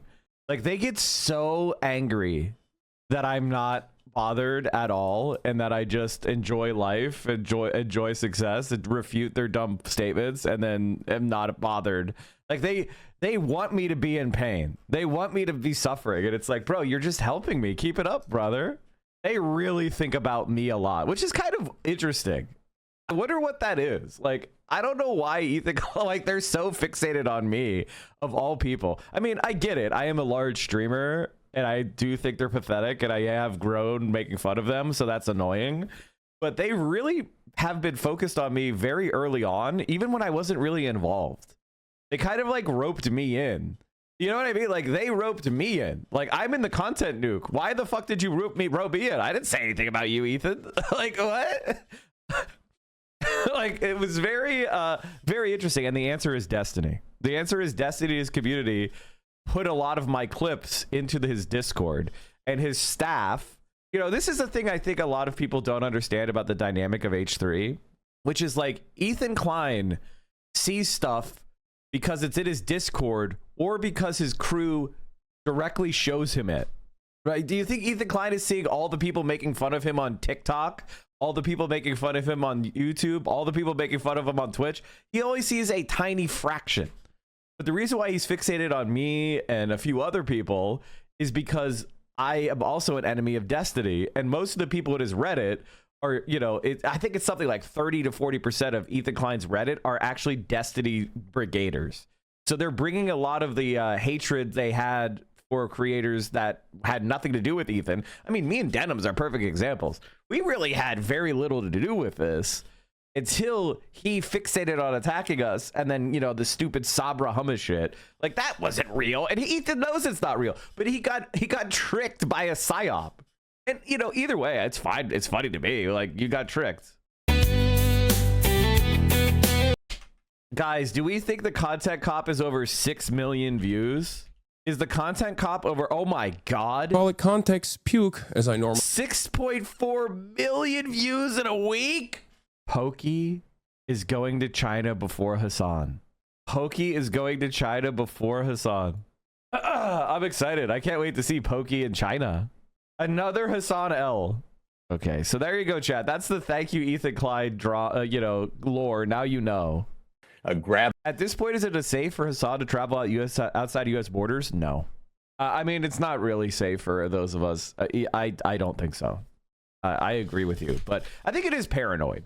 It's paranoid, but it's also factually not safe. It's not safe for anybody who is a prominent pro-Palestinian advocate to have any interaction with ICE or Border Patrol. It's just objectively not. Doesn't mean something will happen. It's just not safe. The Fed, new report for the Federal Reserve. Atlanta Fed GOP now estimate is now negative, firmly in the negatives. Oh, God. Having Venezuela's foreign exchange reserves. Apparently, Besant and Trump... Wait, Elon Musk and Scott Besant had WWE incident in West Wing? Wait, they tried to punch each other? I thought they agreed. I thought they were the anti-tariff guys. How did I miss this story? I mean, it happened after my stream yesterday. What? Elon Musk and Treasury Secretary Scott Besant engaged in a fiery confrontation inside the West Wing last week, during a dispute over the IRS. The alleged dispute was rooted in Musk's push to install Gary Shapley as acting commissioner of the IRS without Besant's consent, an affront to a cabinet that was already teetering under the weight of internal divisions and competing agendas. Besant was responded by lobbying Trump to reverse the appointment, which he did days later, replacing Shapley with Besant's preferred candidate, Deputy Treasury Secretary Michael Falkender. Falkender? Oh my God, Falkender? That is a terrible name. That sounds like a villain's name. Like, what the fuck? These people have the most villainous names. Like, what is this? The New York Times first reported Friday that Besant and Musk had clashed over who should lead the IRS. However, the intense face-to-face confrontation between the two men the day before had not been previously reported. White House Press Secretary Caroline Leavitt declined to comment on the specifics, but said it's no secret that President Trump has put together a team of people who are incredibly passionate about the issues impacting our country. They were not physical in the Oval, but the president saw it, and they carried it on down the hall, and that's when they did it again. It was loud, and I mean loud. It was two billionaire middle-aged men thinking it was WWE in the hall of the West Wing. Elon is so fucking lame. I hope Besant knocked him on his fucking ass, even though I don't like either of them. I hope he did. Holy, he's so fucking lame. He's so fucking lame, dude. There's never been a more lame person than Elon fucking Musk. Like, there's never been a more lame ass motherfucker than Elon fucking Musk. What a fucking loser, dude. Jesus Christ. Can you imagine having this much money and sucking this much? Besant apparently criticized Musk for overpromising and underdelivering budget cuts with the Doge. Musk in turn derided Besant as a Soros agent and mocked his record, accusing him of running a failed hedge fund. The dispute ultimately ended with an aide stepping in to separate the men. Dude, you're the guy who promised nerds we would be living on Mars by 2015. Like, what have you accomplished? You third-rate fucking charlatan. I'm not even trying to defend Besant. It's more like he's a fucking loser. Like, he just promised a bunch of Reddit nerds their wildest fantasies and then watched as they bought up his underperforming company's stocks. What a fucking loser. It's actually insane. It's actually insane. As Trump's most visible advisor and financial supporter, Musk has increasingly clashed with department heads while pushing Doge's agenda of aggressive federal downsizing. Everyone thinks Doge is great, but Elon's antics are a bit much. What surprises a lot of people is Scott is mild-mannered, but he had his limits and he can roar, said a Besant ally. Scott can't stand Elon. That goes pretty deep and pretty far back, but he's acting like a grown-up about it. A mild-mannered man has his limits and can roar. Elon's gonna get his fucking nose broken. How funny would that be? Oh my God, can you just imagine this in your mind's eye? Elon Musk quitting the government, but he's got like his both eyes are black and he's got a bandage over his nose. Just imagine that. Here's $1 billion and all I got was 2 black eyes and a broken nose. Come on. Holy shit, that's so funny, dude. Mike defending a hedge fund manager? Yeah, well, I mean, against Elon Musk, I'm in favor of anyone who's like yelling at Elon Musk. A bomb threat targeted student protesters, so why did they get blamed for it? A bomb threat at Baynard College targeted the terrorist communists that are protesting, but you wouldn't know that from the school statements. Yeah. No, what? Wow, were Zionists lying about people? Shock of shocks. In one instance, Musk mocked Navarro on social media with the slur, Peter Retardo. over disagreements on tariffs, a policy Musk strongly opposes due to its impact on his companies that rely heavily on Chinese imports. I am thinking some problematic shit. I have a joke, and I think it's too edgy. I have a joke that is too edgy in my mind. It's something that they would say on Come Town. Okay? It's something they would say on Come Down. It's not in and of itself. It's not hateful toward any marginalized group. It's just edgy in the sense that it would make, you know, mild-mannered people uncomfortable. So I'm gonna bottle it up and I'm gonna run it by VO and see what she thinks before I say it out loud. Everyone predicted the breakup, but could imagine it would be pathetic getting sunned by a wimp like Basant. Yeah, I know, it's great. T-shirt with text, shitty suit, and baseball cap is peak Reddit. This is peak TYT fashion. I can see this is something that Jake would wear. Just weeks earlier, during a separate cabinet meeting with dismantling USAID, Musk sparred with Rubio, dismissing him with the jab, "You're good on TV." No, he's not. Okay. Dramatic portrait of Elon with bandaged nose and piercing blue eyes. This is what you gave? No. You need... What is this? You fucked up. This sucks. Come back. Try again. Your AI slop. You know what? Don't make AI slop. Can an artist draw a picture of that? That would be cool. That reminds me, chat. If you're making any kind of fan art or any kind of fan shit where you actually create it with with human ingenuity and effort and not using AI, please message me and the mods that stuff so that I could promote it on stream. Even if it's mid, I want to promote mid art over AI slop. So don't feel self-conscious. I have decided. That just reminded me. We'll look at this in a minute. Zoran's first TV ad. Thank you, USA. You are my best friend. Okay. Here's a bingo card for Sam Cedar. Oh, it didn't work. The link broke. I think it's because you used a pound sign. Hold on. Let me see if I can get this to work. Ethan calls Sam anti-Semitic. That won't happen. That should be called Ethan calls Sam a self-hating Jew or capo. He's not going to call Sam anti-Semitic. Ethan hangs up call early. Hassan mentioned you need to put free. Skullgate. America bad. Hassan is a terrorist. Mike, Denos, V, or Froga mentioned. What? Honestly, we could all have our own squares. Klein is there. No, that's not. You should put like Mike mention, Denim's mention. Ethan hits the button. Anti-Hamas protest. Mass rapes hoax. Nakba denialism. Hamas hospitals. Timothy Chalamet. Sabra hummus. Flipped out of context. Okay, this broke. CPS call. Houthi anti-genocide blockade. Gila speaks. Dan, pull that shit up. Destiny talking point. That's also a free space. Oh no, Sam Cedar, what a fucking nightmare. What are Israelis supposed to do? Gila was a secretary. October 7th happened. This is pretty good. This is pretty good. I mean, I think like this has so many free spaces that someone's gonna hit bingo in the first 2 minutes. Hassan mentioned in the center is a bit OP. Yeah, that's the free space. It should just be free space. Hassan mentioned, but like Mike, Dennis B, or Frogan mentioned, that's also a free space. Pretty good though. Oh yeah, you should put like swastika sword on here. Gila Klein there and Gila speaking. You should eliminate one of those. That's a worthless one. America bad. That's kind of generic. You need some sort of something from other crew. You know, maybe like AB defends Ethan or something like that. Okay, where were we? Oh yeah, we were making fun of Elon. Trump ultimately sided with Basant, removing Shapley and appointing Falkender in his place. Shapley, a longtime IRS agent who claimed the DOJ slow-walked the probe into Hunter Biden, had been installed with Musk backing only a few days earlier. Oh, this is fucking great, dude. This is fucking great. Push's button is already there. Right there, Ethan button. It should just be button pushed instead of Ethan hits it. Sam Cedar surprises Ethan with oh no, Hassan Piker. Oh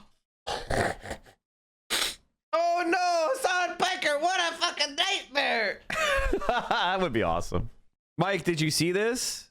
Huge announcement on tonight's TYT. We're unveiling a plan for populist takeover of the Democratic Party. Several candidates are already on board. Come find out who we can turn Democratic Party back to what it used to do, serve the average American. Check out more rebellionpack.com and the populist takeover of the Democratic Party on News Nation on the Chris Cuomo show. We're taping an interview with Breakfast Club and Charlemagne. And I just said, you pay Brianna Wu. Brianna Wu hates populism. So why are you hiring her? Why are they paying her money? She's a right-winger. I don't even get it. Like, she's not good at this. She's not like a right-winger who's good at this. At least competence as a defense. She's an incompetent fucking fascist. Like, what the fuck are they doing? How does it feel having Hassan's cock in your mouth 24/7? Pathetic, clout chasing, incel piece of shit. Okay, I think all of that is projection, bro. Every single thing you just said is projection. Lolly fucker. You are literally a pedophile. You are literally a pedophile. Every single anti-Hassan and anti-me person literally is a pedophile. Like, look at this shit. You are literally a pedophile. Also, I'm not clout chasing. I'm clouded. I don't know if you know this, but I'm not a clout. You're not a clout chaser if you have clout. You're clouded. You know, that's the difference between you and me. You know, I'm clouded. See, we just go to the just chatting, browse. I'm right there. Where's your stream out? I'm clouded. You're a clout chaser. That's why you're here. Anyway, moving on. My state that regularly has chem plants blow up and lock down schools wants to do untested nuclear reactors. Yeah, that's not a great place for it. I'm not gonna lie. Has clout my ass. What do you mean? I literally do. Are you by the way, incel. Also, incel. Why does every Destiny and Vosh fan do projection? Jew hating, pathetic, lollyfucker. The pedophile is calling me a Jew hater. Come on, man. Like, come on. Incredible. Average Tectone viewer. Nah, Tectone doesn't have viewers. Those are mostly bots. I think Tectone may be the most botted large streamer. Okay, let's see the new Zoran ad. Working people are being pushed out of the city they built. And it's because corrupt politicians like Eric Adams and Andrew Cuomo have sold us out to billionaires and corporations, rigging the economy against us. Now, Cuomo's running for Adams' second term. I'm Assemblymember Zohran Mamdani, and I have a different vision: to make housing, childcare, and public transit affordable, to take on bad landlords and greedy corporations. We can do better than mayors running to make their lives better. We can get one that makes your life better. Zohran for an affordable New York. Working people are being pushed out of the city they built. And it's because corrupt politicians like Eric Adams and Andrew Cuomo have sold us out. Good luck, Cairo, dude. Zoran also has got the largest municipal NYC union's endorsement. Yeah. DC 37, the largest municipal union, endorses Adrian Adams as top pick for mayor. Is urging members to rank Queens Assemblyman Zohran Mamdani #2 and Brooklyn State Senator Zelnor Mir #3. I'm becoming less and less of a ranked choice voting supporter the more I see it actually operating in the real world. I'm becoming less of a ranked choice voting supporter the more I see it in the actual real world. And the reason why I say that is because it works theoretically for a nerd doing some sort of utilitarian calculus. But in actual reality, the way politics really works is that people want to be part of a group, a part of a thing. And it doesn't seem to actually help you build a movement. It creates like fractures of movements. It creates this kind of like shopper's mentality instead of being more engaged in politics than just clicking a box. I don't like it. It reminds me of it's starting to remind me of when you're on like a shopping app. Have you ever had like groceries delivered or anything, and they're like, they don't have your favorite flavor of Sour Patch Kids. Would you like to accept Skittles instead? Or whatever the fuck. You know what I mean? Like, that's the energy. And it's like, I don't think politics should be like a consumer choice. It should be a movement. Okay, what else is there to say? I think we need to make people make choices, like hard choices more often. And not let them be this like melting fucking popsicle of moderation, you know? Like, I feel like people have to actually stand in a camp instead of trying to straddle 8 different lines like a fucking corporate drone. You need to vote for parties and not individuals. I mean, I would like to see I really like the system of having a party list and having geographic districts. I like that idea. Bad take vote splitting much? Yeah. I feel like ranked choice voting is playing out pretty bad, right? Because like so many left-wing people are going into the race because people think they're not splitting the vote, but they aren't splitting the vote. What they're doing is splitting the campaign. That's what you don't seem to understand. Like, yes, it doesn't split the vote because ultimately people get ranked. But what it does do is split the campaign. And that, I think, is also important. Like, the fact that the campaign on the left is split between so many candidates and money is spinning to all these different directions, I think it's hurting things in ways that is harder to explain than the simply like, oh, no wasted votes. All right, let's go back to the Ethan Klein Hassan thing because Lollyfucker is mad. Also, by the way, the reason why people come in here and yell and say that I'm sucking Hassan's cock or whatever is because they're fucking mad that I'm winning, right? Like, they don't want me to comment on shit that's going to boost me in the algorithm and in the meta, right? They want to. That's why they're like, oh, I can't believe Mike is friends with Hassan or Mike likes Hassan. Yeah, I'm friends with Hassan. And I'm friends with Adams. I'm friends with Caroline. And are you mad? You mad, bitch? Are you hiding in Miami trying to dodge 8 different lawsuits? Why don't you come back to LA, buddy? People are nuanced and multifaceted. It feels like often people are sitting in 3 to 5 camps. Asking America to take a firm stance is like asking them to actually sit down and take time away from their 46-hour soul-draining job instead of just living life. Yes, I'm asking you to do something beyond just check a box. You pathetic fucking whiner. Even then that I was down to do it. I said yes immediately. Oh, sorry, chat. My sub count is broken. Let me update it. Hi, Hassan. It's incredibly disgusting what you are. No, don't ban him. You're actively doing to Ethan every day. Please consider unlocking empathy like Ian did. P.S. You have an incredibly fragile ego. Wow, you are so obsessed with Ethan. Hassan is Ethan permanently on his brain. He created an account, followed, waited for the activation code, and he blasted off. I'm going to unban him. I think we need more dissenting voices like this one, okay? By the way, if I were to randomly click on H3H3 podcast right now, there is a 75% chance that I'm either in the title we'll talk about this or in the thumbnail or directly being talked about. So the idea that like, oh, Ethan is permanently on my mind is so funny. Guys, Lollyfucker doesn't like me. Hey guys, the Lollyfucker doesn't like me. Like, the pedophiles are mad. I mean, come on. The pedophiles coming in here and using homophobic slurs and analogies. I'll never recover. Holy fuck. Incredible.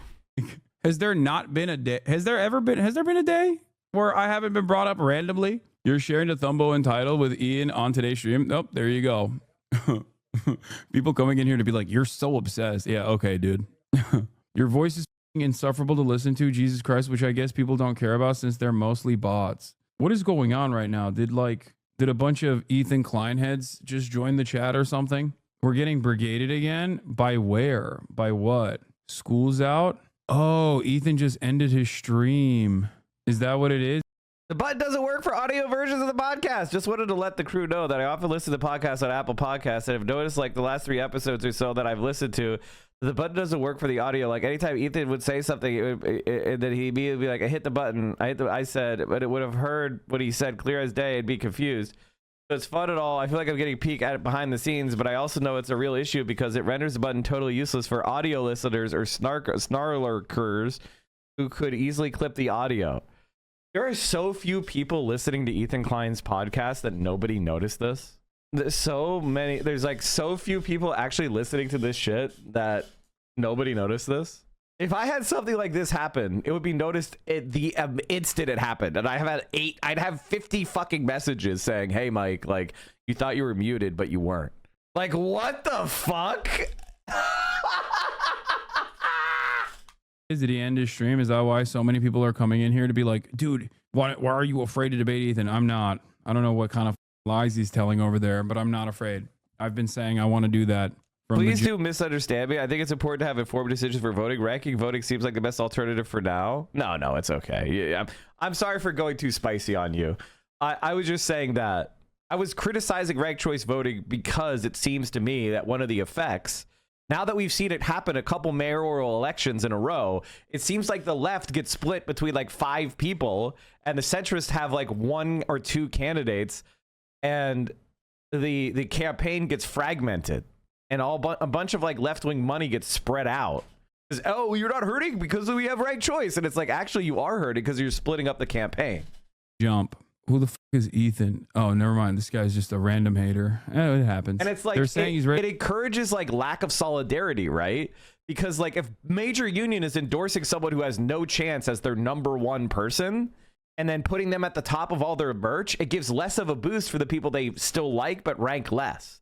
So you're letting these fucking organizations that are beyond the left not actually make difficult choices and therefore not coalesce and not show solidarity. Like they should be trying to pick the person they want to win, and that's that. They shouldn't be doing this rank bullshit because it peters out the energy. It removes their power. The Eric Adams race, like ranked choice voting resulted in Eric Adams winning because the left had 3 fucking candidates. And they all were like splitting the vote. And like, even though they kind of coalesced mostly when they got eliminated, it wasn't as good as it should have been. Because some people don't know how to properly rank all the candidates. Instead of just learning one candidate that you need to support, you're supposed to learn every candidate and then you have to properly rank it. And it's like crazy. It sucks. Ready to debate now? They're being farmed again. Yeah, this is a farming operation. People are ranked choice voting has also hurt DSA city council candidates. Yeah, I figured. Too stupid to recognize is happening. Dan can DM me right now. If Ethan actually wants to debate, I'll call him right now. I don't give a f. Hell yeah. Here, I DM'd Dan. I said, Ethan, if Ethan actually wants to talk, I'm willing and able. He's saying you won't answer the phone. I just DM'd Dan. The frogs won, bro. What the f is happening? What do you mean? Why would I say no to debating Ethan right now? There's never been a moment where I've said that I wouldn't talk to Ethan directly. That is what I've been saying. He will not do it. He doesn't want to do it. Like I said, I already DM'd. I DM'd Dan. So more leftists need to run as right wingers. Okay, can I talk about this once and for all? The idea that somebody is going to run a serious political campaign as a fake right winger and then suddenly switch to the left is never going to happen. Okay, that's never going to happen. Okay, because do you know what it's like to run a political campaign? You have to put your entire heart and soul into it. You have to ask all your friends and family for money, and business associates and coworkers, anybody you think has any like of you at all. You're asking them for money. You're not going to run a fake campaign that has any effort or any like motion and then just go, haha, I was actually a leftist all along. Like, no, that's not how politics, that's not a thing. Being farmed. That's like somebody saying this world champion power lifter is going to suddenly, the day before the Olympics, pretend to be a woman. And it's like the South Parkification of your mentality. It's not, just because you can imagine it doesn't make it real. It's not a thing. And so are chatters. Okay, chat lied again. He didn't say let's do it right now. He said, when does he want to do it? He still thinks you will dodge after AB said you're down. I mean, I literally DM'd Dan. Okay, I DM'd Dan. I don't know why he keeps saying I'm afraid. I'm going to text Dan now, as a matter of fact. Please go back to the news. Hold on. I texted Dan as well. I said, hey, I DM'd you on Discord. I want to just cover this because it's funny. And then we'll totally move back open to talking to Ethan. He 100% wants a date at a later time because he needs to compile all the clips for his gotcha moments and he needs to actually prepare. Even then, I'm still down to do it whenever he wants to do it. I guess he's just not really interested, which is disappointing. Him compiling clips doesn't make him less wrong, Lamau. Yeah, exactly. He can compile all the clips. It's clips of me. The point of me talking... I think Hassan is a little bit wrong here. I hope he prepares more than this. You know, if somebody is able to create a narrative and then talk over you, like forcing you to watch a bunch of clips and then just talking over you and interrupting you a bunch and pissing you off, that's not going to work as well as Hassan thinks. I hope he has a better plan than not preparing and just walking into an ambush. I hope he does. I hope he does a little bit more than what it seems like he's going to do. talking to him directly to his face, whether over Discord or even in person, is that when he is clipping something out of context, I can correct the record in real time, and he can't manipulate that information. Yes, he can. He can manipulate it by interrupting you and not letting you talk and insulting you and otherwise saying shit that pisses you off. By chopping whatever you try to get a sentence out, he could just interrupt you and start yelling. Like, you're wrong. He's not going to let you talk and contextualize things. He's going to interrupt. He's going to make you listen to a clip. You'll be quiet the whole time the clip's playing. And then he'll be like, oh, then he'll say some sort of provocative shit. And then you'll try to start talking and he'll start screaming over you. And so the effect of the debate will be him playing clips, yelling over you when you try to talk, insulting you, and then trying to get you to listen to more clips. That's literally the plan. Like, I hope he's ready for that. And his audience will have to see the truth. Because if you noticed, a lot of what's going on is just Ethan lying to his audience, and his audience not even being remotely interested in learning what the truth of the matter is. So that is the reason why I want to watch the context nuke. If he wants to do that, I'll watch it with him. I think the premise that Hassan is operating on, which is fundamentally wrong, is the idea that they're going to treat him with any level of humanity. I think he really is wrong on that. They're going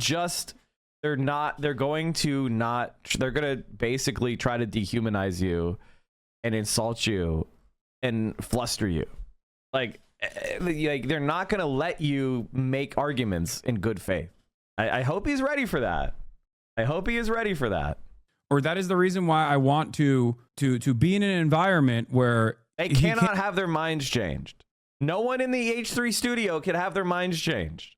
He needs to have a plan so that when they're doing shit, he mutes them and he starts playing things on his stream and just proceeds with his debunking. Because if he tries to engage with them, like, they're going to interrupt everything he says. Like, he needs to have a plan for that, where he doesn't get a single word in edgewise. I know what these bad-faced scumbags are like. They're going to spend the time before the debate poisoning the well. They're going to come in. They're going to try to make, Hassan operate according to their structure and their narrative. And then when he tries to respond, they're going to make it very uncomfortable, and they're going to try to humiliate him to the point where he either has to ignore them, like mute them out of his own microphone and just do what he's doing on his stream, or he's going to leave the call and they're going to declare victory. They're not there to actually have a conversation. Now, if they do, I would be surprised. But he needs to plan for a different type of environment that he's ever encountered. Because this isn't even like a debate panel like with train wrecks or something. Like back in the day with like train wrecks or whatever, they would at least like eventually calm the person down or shut them up. But that's not what this is. There's no moderator. Like, he needs to get a moderator. He needs to have like a plan for an actual conversation that can keep this on the rails. Because Ethan is insane and unhinged. Who invaded Spain in the 8th century? The Moors. Oh, no. I'm so sorry. It's the Moops. The correct answer is the Moops. It's not Moops, you jerk. It's Moors. It's a misprint. I'm sorry. The card says Moops. The reason why George is pretending that he thinks it's the Moops is so he can win Trivial Pursuit. So he can prevent you from getting the little pie wedge. So he can win the Trivial Pursuit game. What do you actually believe? And this is the number one thing that people like Asmongold and Destiny and Ethan Klein cannot answer. It depends on what is useful at the time. They don't believe in anything. They have no convictions. They have no thoughts. It is merely about posturing in the moment. They don't believe that Hassan was calling for the assassination of Rick Scott, but to get Hassan banned, they'll pretend they do. They don't think that I was trying to hire a hitman to take on Destiny, but to get me banned, they'll pretend that they do, because the goal is to get us deplatformed. They don't actually believe in anything. Asmongold doesn't really think that Sweet Baby Inc. is changing video games for the worse, but it does get him more views. The way they do politics is, I'm here to make money in politics, not to be in politics to accomplish anything. And that is the most difficult part about politics in 2025. It's not about supporting anything in particular. It's vibes only. There's no they're there. And in fact, the desire to want there to be substance makes you a cringe lord. And this is why people like Destiny and Asmongold are so damaging to politics. Because in the gaming space, and the spaces that they come from, caring and authentically trying and believing in stuff is cringe. And so the purpose of politics is to have a laugh. Yeah, I mean, I think that's pretty much my exact feeling on this in general. Like it's exactly correct. And thank you Tiny V Tiny for that. So what should Hassan do? Have timestamps prepared for clip videos? Yeah, I mean, he should go in there with all the talking points he should go in there with a prepared document of Ethan Klein, anticipated Ethan Klein arguments. One, Houthi, he supports terrorism.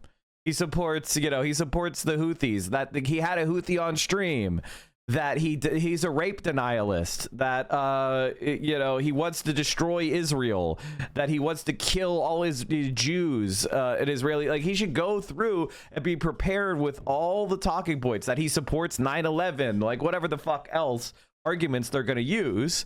And it would be useful to like think about that and then have his, here I posted on, this point, I already refuted it on this video that I posted on this date, and here it is on, and hey guys, if you're interested about my position on this, get a highlight of that is the most concise part of the talking point, and then bang, bingo, bango, boom, play that on his stream and be like, here's the point I already made and it's already been out there, so why doesn't Ethan Klein want you to know? And just be prepared to go through that and not expect him to get through to Ethan. Ethan is his enemy. If Ethan Klein could kill Hassan and get away with it, he probably would. Like, and that's the way you need to go in with the mentality. Like, I know for a fact that if Destiny thought he could kill me and Hassan and get away with it, he would. He said that multiple times, that he wants us dead. That's not a joke. Like, that's what so his goal is to hurt us by any means necessary. He doesn't care if it means working with Donald Trump. He doesn't care if it means America falls to fascism or there's a genocide in Gaza. As long as it hurts us, they're in favor of it.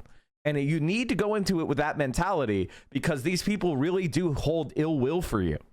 They're not your friends. They're not somebody you have a friendly disagreement with. They're people that want to hurt you in real life if they could. To be frank, he has to refute those exact things every day. I don't think he needs to study, so to speak, like you said, prepare to be flustered. No, I mean, literally have the clips and a document ready to go. And like, instead of just shooting from the hip, because he's not going to be able to talk. That's what you guys don't understand. He's not going to be able to talk. They're going to interrupt. He's not going to get a sentence out. But, well, I guess we'll see. Because there's no moderator. They're not agreeing on a moderator. Who's the if they had a moderator who could mute one of the mics and shut the person down, that would be a different thing. If they have no moderator, they're just going to be shouting over each other the entire time. You guys really don't. I'm much more experienced with this stuff than you are. Like, I'm sorry, with all due respect to everyone in the chat, there's not one of you who knows more about what's going to happen than me on this point. And I don't say this to like be a flexer or anything. It's just I know what I would do if I was being bad faith. So I want to defend against being treated in bad faith. He needs to have every recontexted clip ready. He will constantly be asking chat if they don't let him do it. Exactly. He needs to have that shit lined up already. And I don't think Ethan Klein is a dangerous debater. I just be prepared though for bad faith, childish bullshit. Can't control the narrative. What's the point of debating the genocidal maniac? To get to his audience. His audience is not going to go and look this stuff up on their own, even though it exists. I've refuted talking points against me 1,000,000 times, right? Like, but it doesn't matter, because if the people saying the negative shit about me, the people that receive it passively, they're part of a community and they identify with the person lying about me. So they're not going to go and like dig up my responses on every single one of the talking points they use. They're just going to largely believe them. So when you're when you have an opportunity to get in front of a large audience that's been poisoned against you, you get to act reasonable. You get to have responses ready. And then some percentage of that audience is going to fall away. And that should be your only goal. You can't just like stop the flow. Hassan has to deal with those tactics on Pierce Morgan, didn't he? And why would Ethan let him play a clip? He just plays it to his audience. He just says, they're not letting me talk. I'm going to play the clip. I'm going to mute for 2 minutes and play my response on my stream. If you're interested in my response, go watch me on my stream. And then he mutes his mic and headset for 2 minutes. He plays the clip. And then, he continues. He maintains frame. And by the way, whether or not you like Piers Morgan, he is a moderator. He is the moderator. Now, he's a biased moderator, but he is a moderator in that he shuts people up occasionally to let people talk. So there is nobody to shut Ethan Klein up. That's why I think they need a moderator. Of information, because every moderator is exactly why Ethan will bring on Sam and Hassan at the same time. Interesting. Single time he has actually brought me up to his audience, he has basically lied. In person without the crew? No, the crew can be there. I don't give a shit. What? Oh no, Dan is gonna pull up information. They're not gonna hop channels. He should just play clips of his video feed on Ethan's channel. Yeah, but again, they're gonna probably mute him or otherwise control what he says or talk over it or pollute it with noise. Like, you guys, again, you guys are giving Ethan Klein too much good faith credit. I don't know why you are. I don't get it. I legitimately don't know why you're possibly trying to disagree with me. You're fucking wrong. Okay? He's not going to let Hassan control the space and make arguments that are clear and concise. He's going to interrupt. He's going to pollute the air with noise. You're fucking stupid. Hassan needs to be prepared for that. Like, you guys are dumb, like legitimately stupid for thinking that Hassan's going to be able to talk and be treated like a human being. Like, shut the fuck up. Jesus Christ. Who cares? Hassan, I'm ready to get on a call with you. And if you keep disagreeing, you're going to get permad because you're just too stupid to be in my chat. Without any prerequisite, you don't have to watch the video. I think it's time we talk it out. And let me say, and let me add a caveat. Or not a caveat, but and by the way, if Ethan Klein surprises me by treating Hassan nicely, great. Then Hassan will get a great opportunity to talk to Ethan's audience and win the debate, and it'll be nice. If good best case scenario works, and that's what happens, awesome. I was too pessimistic. Great. Hassan will look awesome. It'll be a huge W for Hassan. But what if the actual thing that's gonna happen happens? You should have a plan for that. You shouldn't play like this is here's an analogy. Let me calm down by giving you an analogy. When you're playing chess, you should never play hope chess. What does that mean? It means you should never play as if your opponent's gonna make a blunder. You should always make moves anticipating that your opponent's gonna make the best possible response. And if your opponent makes an accuracy or a blunder, then you exploit that. But you don't make moves going, I hope he doesn't make the obvious counterplay move. Oh shit, I guess he did, and now I'm getting checkmated.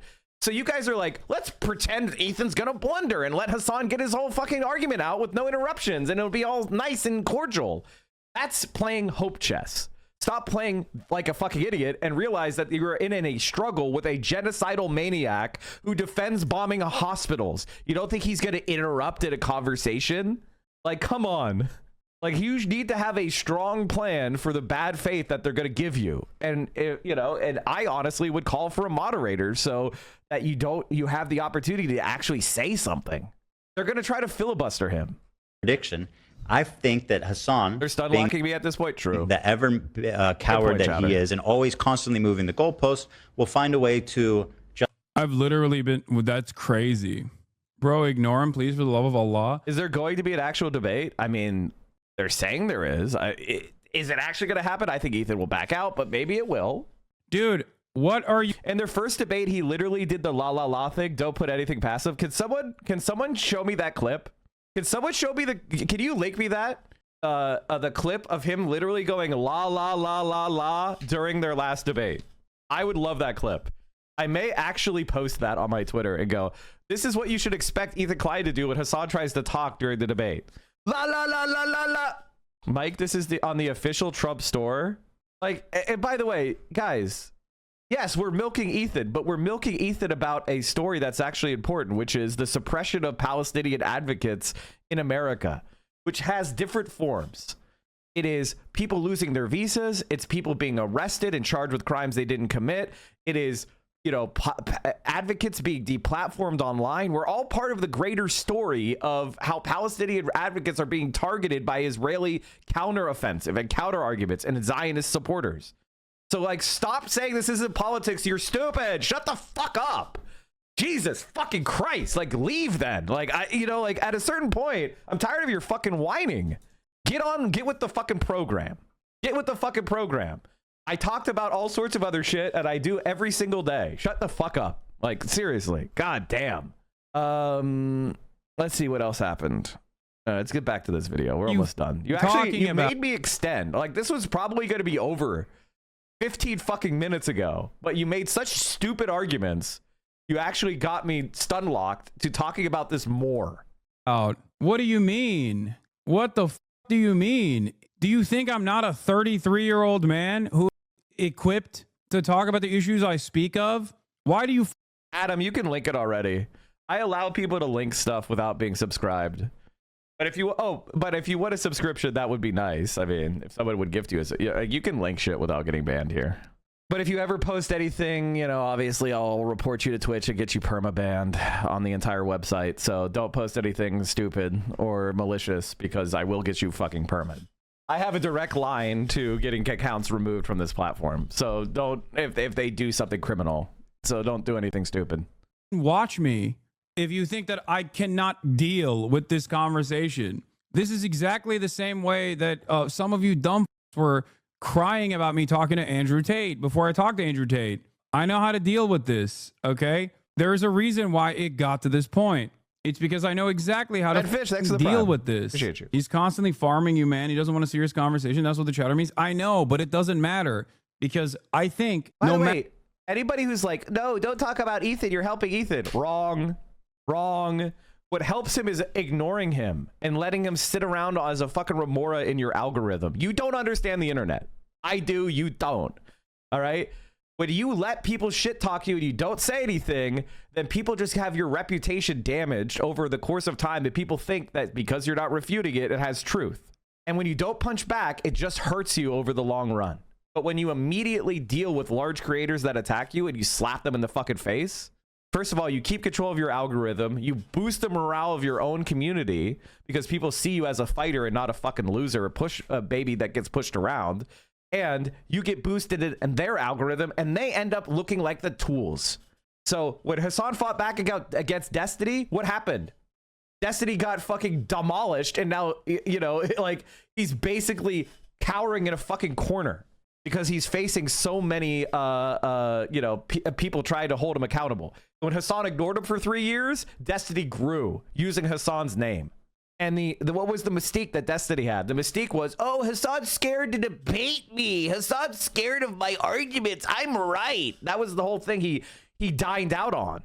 And when he actually responded to Destiny and slapped him down like a little bitch, Destiny got real quiet.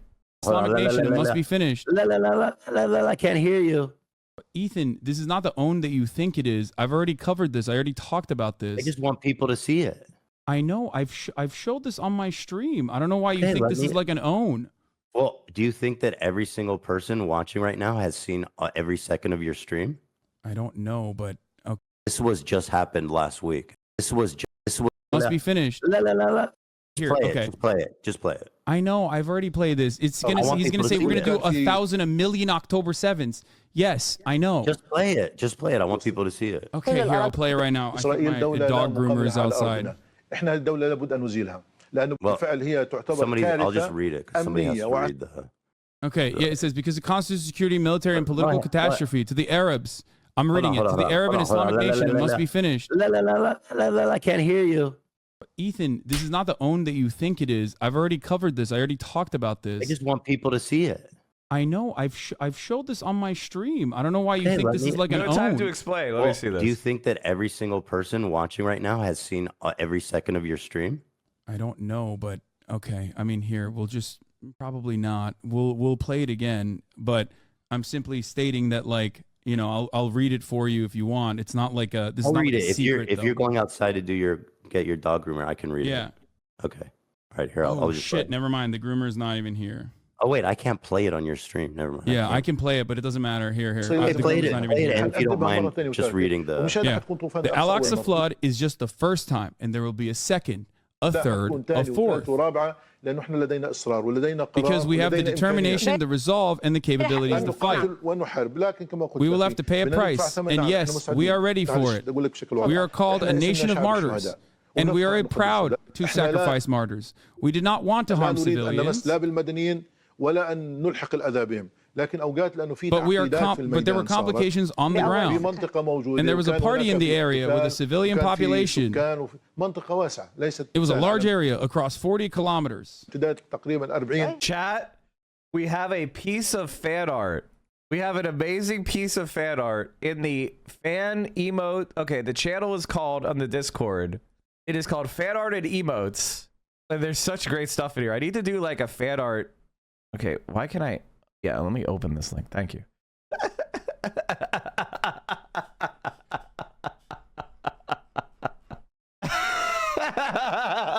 Amazing.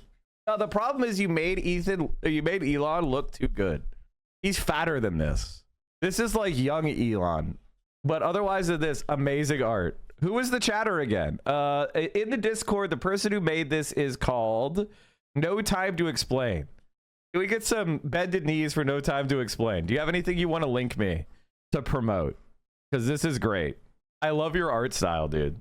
Can you make more funny art of our enemies? Thank you. Show the 8-bit version of me right above. This is pretty good too. This is the podcast I want, chat. This is the people are making some good shit in there. This I want this podcast. I want iDubbbz and Hassan to start a new podcast called Reheated and just completely copy the format of Leftovers, except with somebody who's actually left-wing, unlike Ethan. Now this would be a podcast. Mike, you should have a podcast. Yes, I should. Who should I be in a podcast with? Ooh, there's some really good ideas in here. These are really good ideas in here. Austin for the Lib Foil. Yeah, Austin show. Denims, Caroline. There's somebody good in here. I miss Matt Chrisman. Chelsea Clinton, Alyssa Mercante, Yagopnik. These are some really good ideas. Me, I will teach you about the youths.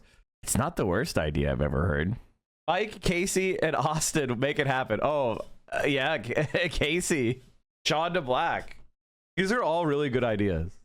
These are all good. I feel like we do need another political podcast. I think the one thing that we're missing out on right now in the world is another political podcast. I don't know about you guys, but I feel like the one thing that we need is another political podcast. Like, I feel like one more and then the revolution is going to happen.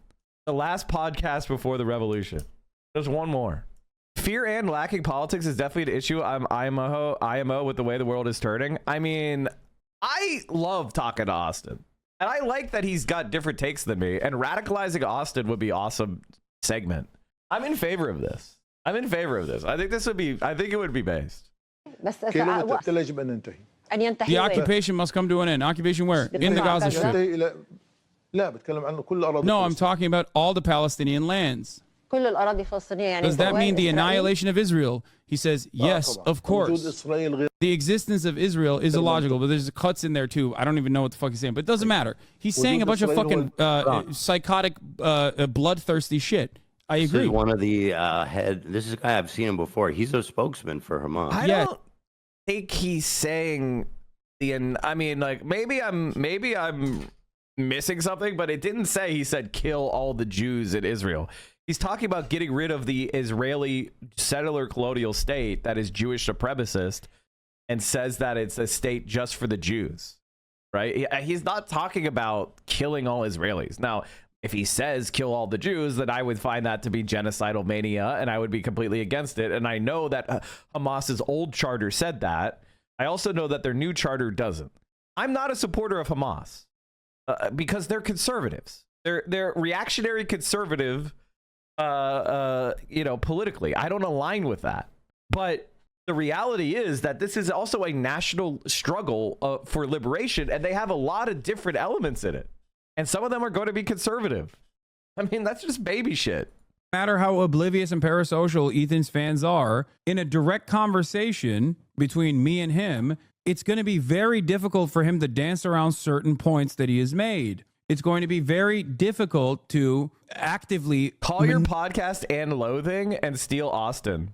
Manipulate the truth to be like, good idea. What did you mean by this? Especially if he pulls a clip that's out of context. No, I want to do a political podcast. I don't know about you, chat, but I don't want to talk about other shit. If I talk about other shit, I only want to talk about it as it relates to politics. So I'll talk about pop culture. I'll talk about video games. I'll talk about other shit. But I don't want to do a Mike from PA fashion podcast. Maybe there could be a segment where people try to make me dress better instead of wearing t-shirts I got from like fucking Costco for $10. And you know what I mean? But you know, make a podcast called Thank You, Ethan Klein? No, absolutely not. I'm like already making a sarcastic meme song about Ethan Klein is already crossing my it's already too nice. Even though we're mocking him and we're sarcastically saying thank you, I still don't like the fact that we're that nice to Ethan. I think people are too nice to Ethan and the crew in general, but everyone has to act the way they want to act, and I'm not gonna like shame people for trying to reach out to those people. I just know they're not gonna ever respond, and you're wasting your time. But I'm going to stand over here and say that if you want to go out there and try, I totally respect that. I'm not going to make fun of you or attack you. It's just they've been given all those opportunities a million times over. Some people, there's one thing that some people, they don't consider a person unredeemable or irredeemable until they actually attack them. You know, I don't, if I see someone attack a whole bunch of nice and good people, I don't need them to actually like shoot at me before I go, oh, that person sucks. Like, I empathize with the people that get attacked for no good reason, and then I realize the person doing it is a bad person. I don't need to have an experience of that person doing it to me individually to know they suck. But for some people, they have to touch the stove themselves. So, all right, touch the fucking stove. Learn your lesson. And I am ready to explain to him what the context is. Do you understand? So stop backseating. He can't pause me mid-sentence if he's talking to me directly. And if he can't pause me mid-sentence and cut valuable context out of that conversation... You're open-minded enough to hear criticism. I mean, like, if people want to criticize me... Hey, DJ Bill. If people want to criticize me in good faith, like, if they think, like, oh, Mike, when you said this thing about USAID to this content creator on Twitter, that was, like, problematic. And you know what? I think you're right. I think that... I saw yet another anti-China post on Twitter on my feed, and I was just like, ew. Like, can we stop in the middle of Donald Trump fucking like destroying all international law? Can we stop with our like, well, we need to be nuanced about China shit? Like, I just fired off the hip. I didn't like look into who said it or anything like that. And you know what? In hindsight, I probably shouldn't have said that. People criticized me for it. They were probably on the right side of that. You know what? I feel bad about that. I'm not perfect. I'm just so tired of hearing like warmongering propaganda against China. You know, there is some nuance to making sure that China doesn't get themselves in exploitative relationships. And maybe even there's an argument that they are in some exploitative relationships with currently existing, you know, countries and deals. They're not perfect. It's not a perfect country. There's Chinese people that commit crimes all the time. Okay. That's obviously true. But I just don't want to... I think right now, if you're contributing to the anti-China propaganda milieu, you're helping the worst people in the world. And I'm not going to do that. I'm just not... I don't think that's the right thing to do if you're on the left. So there you go. There's a perfect example of what I'm talking about. He will not be able to have that conversation, especially because so much of what he has presented so far to his dumbass audience, who actually do believe him somehow, which is... shocking to me. I would do something like that, but I don't think she would. EMC. I would be happy to do something like that. I'd be happy to work on a project with Caroline and Austin, you know, and all sorts of other people. I just don't know if they want the smoke. You know what I mean? Like, I don't know that they want the smoke. I think a lot of me, I've resigned myself to knowing that I'm always going to be in these battles. And some other people, I don't know that they've reckoned, like, I don't know that they want to do that. You know what I mean? Like, that's the thing. That I've been harassing him for I could take year. It. You know what I mean? Why are we even talking about him? Like, what do you think the best case scenario is here? Do you think he's going to do a 180 and start criticizing his Republic there? Or are you just hoping to get your buddy back? Like, this drama is so irrelevant? No, dude. It's irrelevant to you because you see it as drama. No, she did not. I don't see it as drama. I see it as a content creator that has like 30,000 people watching him that is constantly spending every waking moment shitting on every pro-Palestinian voice out there. Are you stupid? Is this impossible for you to understand? Even if Ethan doesn't say, oh, my bad. It's not about him going, oh, my bad. I'm sorry. I've changed up my mind. It's about actually showing his fairly large community of potential allies the situation, the actual situation. Okay? How is this too difficult to understand? There's a lot of people who are really political, but also really creative. I don't want to name any names because I don't want to put pressure on them. And they talk about politics because they care about it and they're really smart.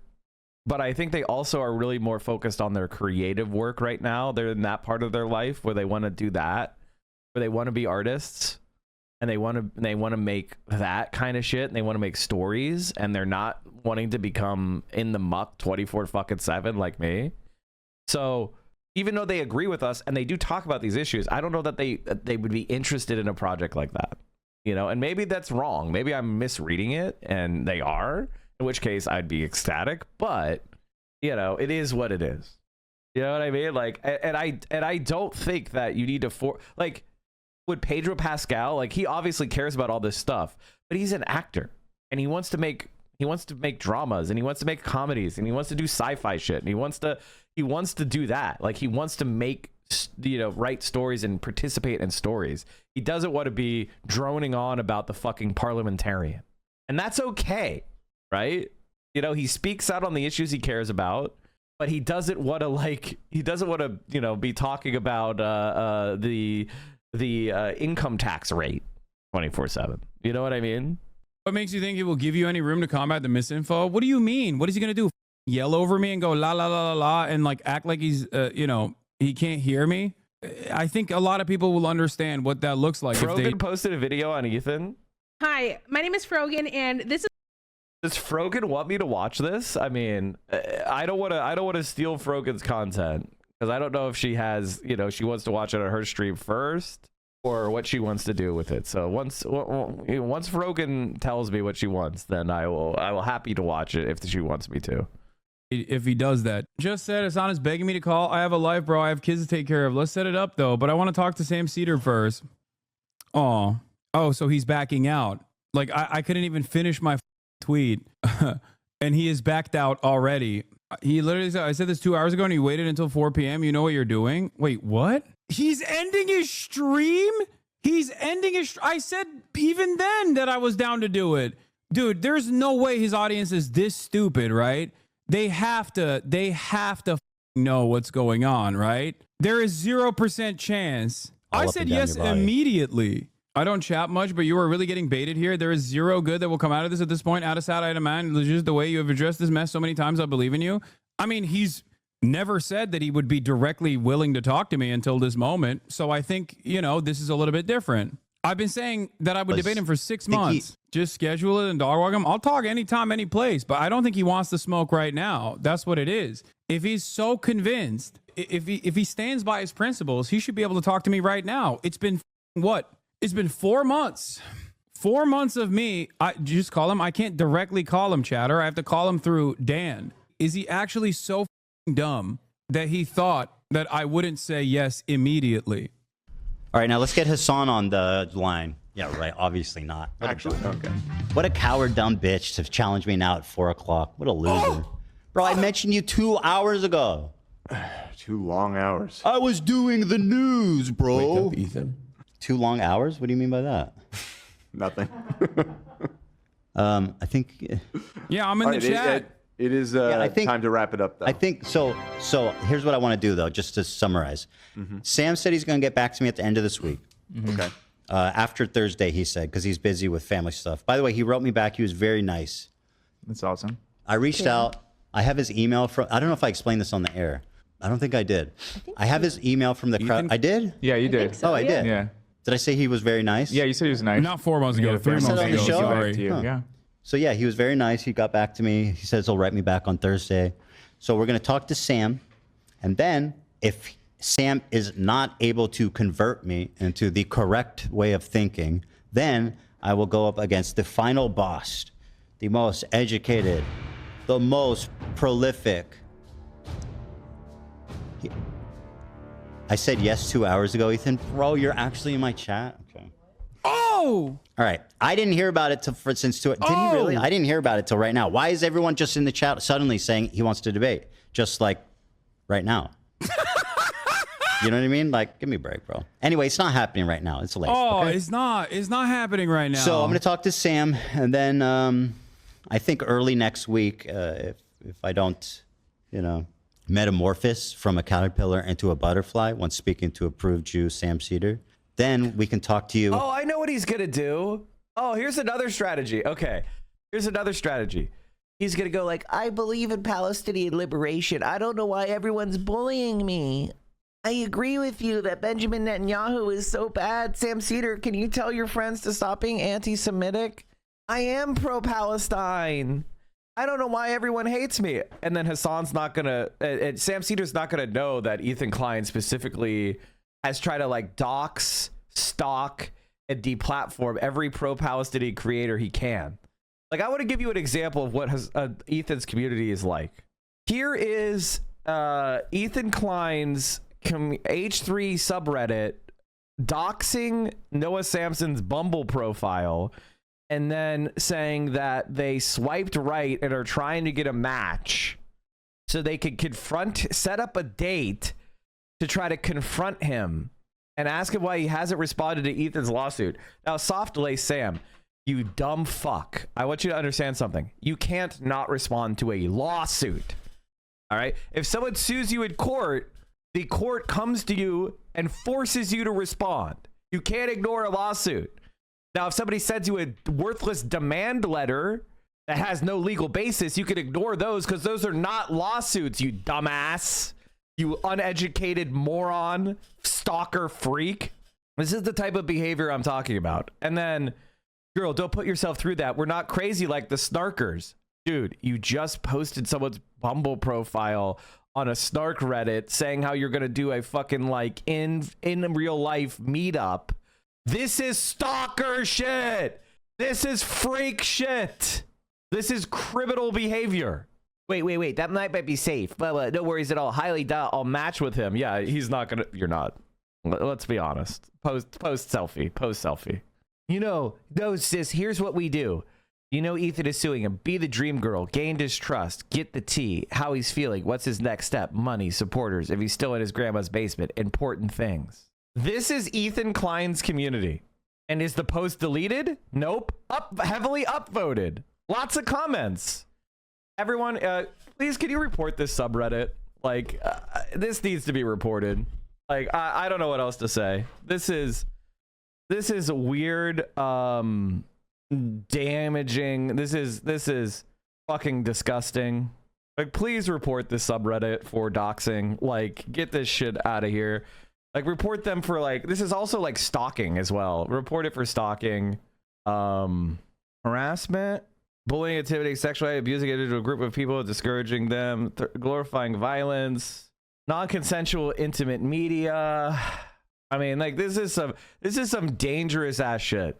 This is some dangerous ass behavior, and this is the H3 subreddit. Can you imagine finding like AB's dating profile or Dan's dating profile and posting how you're gonna fake match with him so that you can meet up and confront? Like, what the fuck are you talking about? You need to file a separate report? Jesus Christ. On Monday, crashing out in the chat is on. Yeah, and not only that, I've got whatever. I don't need to just. We're going home. I replied to okay? Hassan in the chat. I said, we'll set it up. I got Oblivion to play. Like, I gotta get out of here. I got a family and a crew. He didn't reply to me in the DMs. I don't know why. He wants to talk shit from his hug box with no contest whatsoever. He can't even stand when his own crew members try to gently put it down, try to gently move him in the appropriate direction. No pushback whatsoever. That's it. He's terrified. All that being his show ends at 4, lol. Yeah, I didn't ask at 4, chatters. I asked before 4. I asked as soon as he said he wanted to debate me. He got super chats 2 hours ago saying he wanted the call. He can't even be good faith when trying to put this thing together. Oh boy, it's going to be a disaster. It doesn't matter. He can be as bad faith as he wants to. And even with maximum bad faith, he still knows that he can't hide from the truth. He still knows that virtually everything he has said about me is completely fabricated. Okay. And he also knows he can't have this conversation on the virtues of Israel-Palestine. He knows he can't have that conversation with me. He is ashamed of what it will look like if we have a conversation, no matter how bad faith he tries to present the issues with. He can be as bad faith as he wants. He doesn't have to be charitable. I'm not just pearly things, okay? I don't need prep time. I don't need an entire crew to feed me information in real time while we're having this conversation. That's why I said I'm willing to talk. I'm willing to entertain it anytime, any place, even without seeing the context, Puke. How could I do that? How could I actually talk to Ethan if he has such a strong, convincing case? If he has such an airtight case, how would I not be able to have this conversation with him? Why is he the one who's ducking me and not the other way around? Yeah, here's from 2 hours ago. How will Chat, you get out of this one? You need to boost this post. The Ethan Klein subreddit is a dangerous stalking and doxing subreddit. They're encouraging and supporting in-person stalking and harassment of creators. How the hell is this allowed at Reddit? Like, this isn't just embarrassing. This is a criminal fucking act. And they're encouraging criminal behavior. This shit should never be allowed. What the fuck is going on? One coward. Wait, what? I'm down. What the I'm super down. This is 2 hours and 49 minutes into the broadcast. So almost exactly 2 hours ago when I said, of course I'd be down to do it. There is no way out of this. God, he knows what the truth is. Okay. He knows what the truth is. He knows what's going on. He knows he wants to shelter himself from potentially the backlash that he might receive when his own audience goes, oh yeah, well, I feel kind of fucked up that you just lied to us. I feel kind of fucked up that you lied to us about this person for an entire year. You could coordinate with Sam Cedar so he puts you on the call when Ethan has him on full circle. I mean, I think that's stupid. Literally, half of his chat called you a coward for not debating. The other half said to stop because he just wants to move on and not debate you, Law. That's the other part that I don't understand. I've been saying for months that I'm down to debate him. So I don't know why his chat is like, oh, you're a coward. You don't want to debate him. I'm like, no, I do. And then they go, okay, well, you just called in too late. I'm calling that he's still not going to talk to you. He's going to talk to Sam and then make up some reason why he no longer needs to talk to you. Most likely. But it is mind-boggling. It's just like a basic truth. The idea that like I want to talk to Ethan is a basic truth. Ethan Klein admitted that Reddit is aware of the harassment on his subreddit. They will never. You know how compromised Reddit is? I haven't said this before. It's so infuriating. We got a hold of someone at Reddit a few weeks ago after everything was like peak, like max crazy. And we told them about all the snark stuff. It was a comms person, and they got back to us and they said, well, you guys are harassing people also. You're harassing people and they're harassing people, so I don't see the difference between your community and their community. So, I mean, mind-blowing shit, dude. What a disgusting group of people that work there. Oh my God.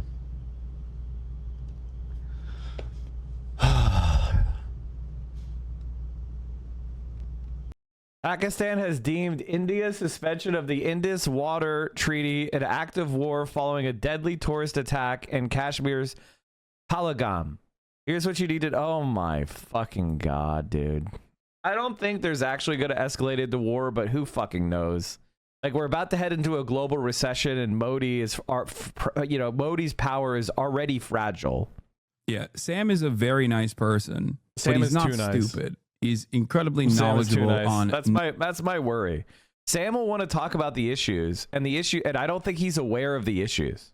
Not only the basic facts of the matter, but he's also incredibly knowledgeable on Hasbara and the types of propaganda that people who are pro-Israel present. This shit is so high school. I'd be surprised if you idiots weren't collabing at this point. Yes, dude, the dumbest guy on the planet looks at the situation of I don't know, the Anti-Defamation League actively trying to take down and deplatform a pro-Palestinian voice, including but not limited to getting a Democratic Party congressperson to demand my deplatforming using the congressional letterhead 5 days before a general election, and says this is just high school drama.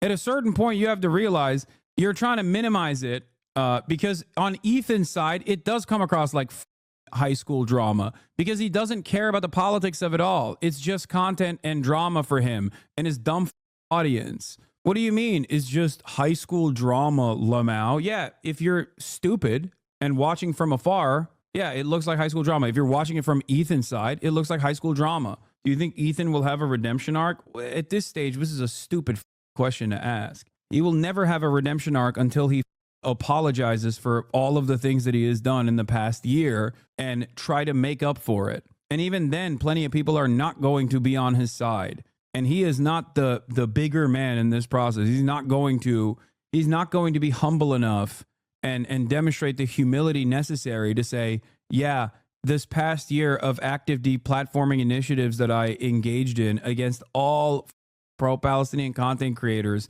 demanding that they get fired over and over again, all of that was wrong. And if he were to say all of that was wrong and turn around and try to offer restitution, even then there's going to be plenty of people who say, "F you." There's plenty of people who are going to be vicious to him. You know, your chat thinks that this is drama too. I don't understand why they don't care that at least a few people from E's audience could realize how he's been lying to them and negatively affecting their perspective. If you debate him, that's valuable. I think so too. Yes.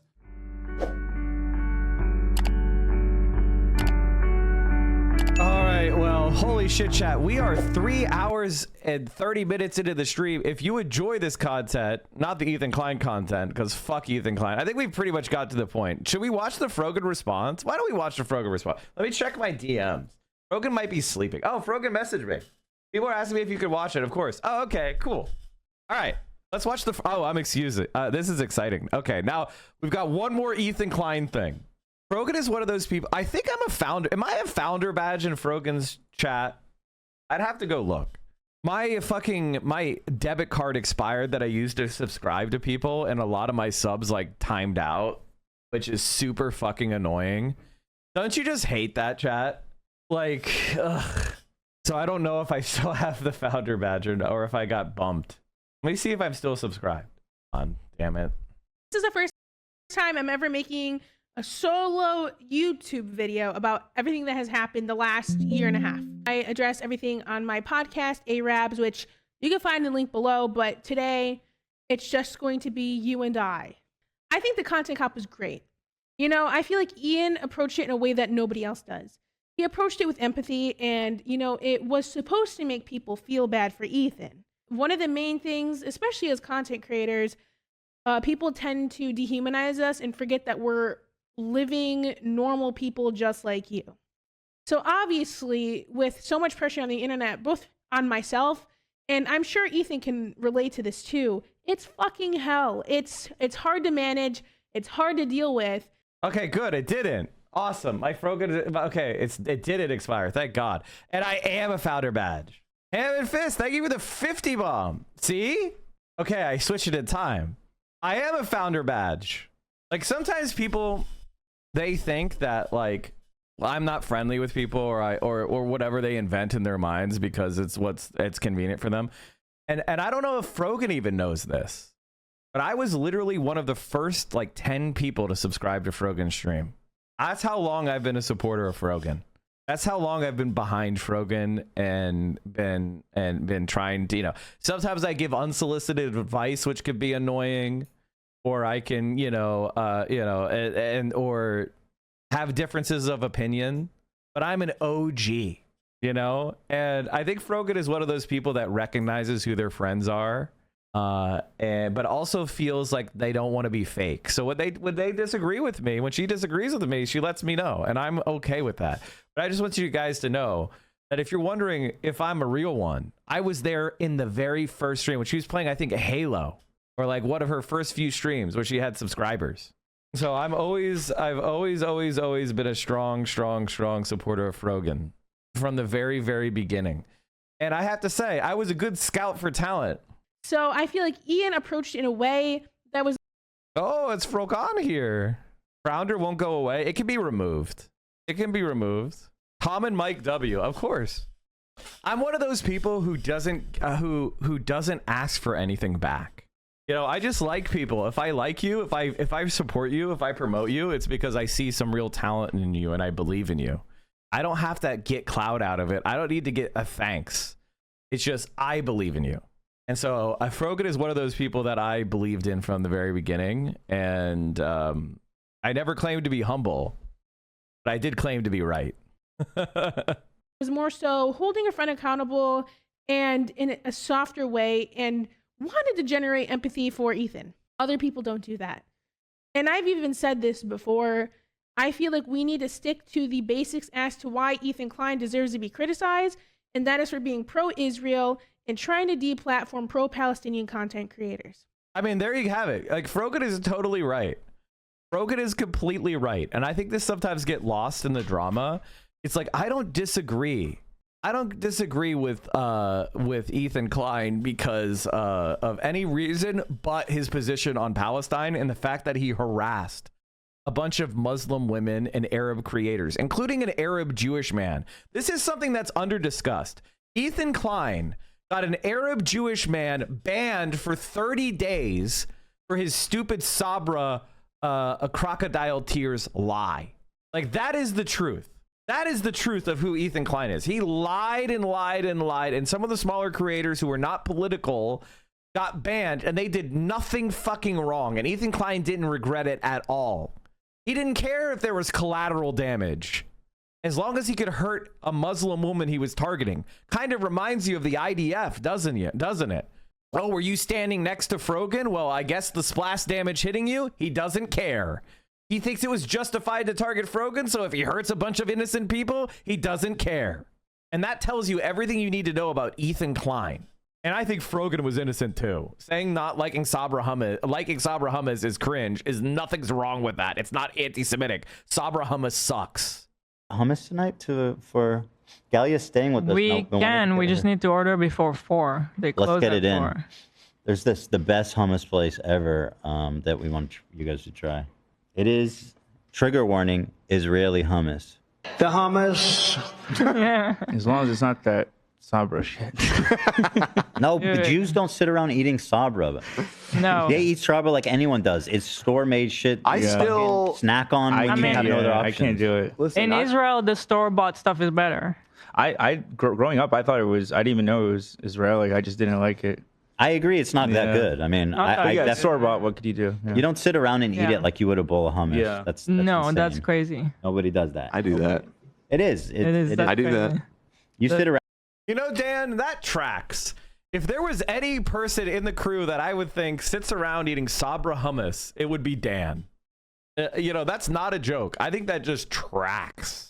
Around and just grub on a bowl. I've never, listen, I know that there's, like, the restaurant hummus obviously is better, but you gotta bring it here. Can we? No, actually, I've had it before. The restaurant hummus is better. I'm not going to say it's, but I think Sabra's fine. It's fine. Ooh, Zionist. It's fine. Hummus. Stop with the right? Hasbara. No, I think listen, if you want to have a shelf-stable hummus, you're gonna have to add all kinds of shit in there that's gonna affect the flavor and the consistency, and that's why it's not fucking great. It's a shelf-stable product with preservatives and shit. Yeah, and it's like weirdly fluffy. It is fluffy. Weird. Yeah, and there's you're not gonna find a better hummus in the store. Nobody's gonna back me up here. No. Oh, you okay? You're not gonna find a. Honestly, he's not even right. Like, Boar's Head is better hummus. If you're just talking about store-bought, shelf-stable hummus, Boar's Head hummus is better than Sabra. Sabra is dog shit. It has an off taste.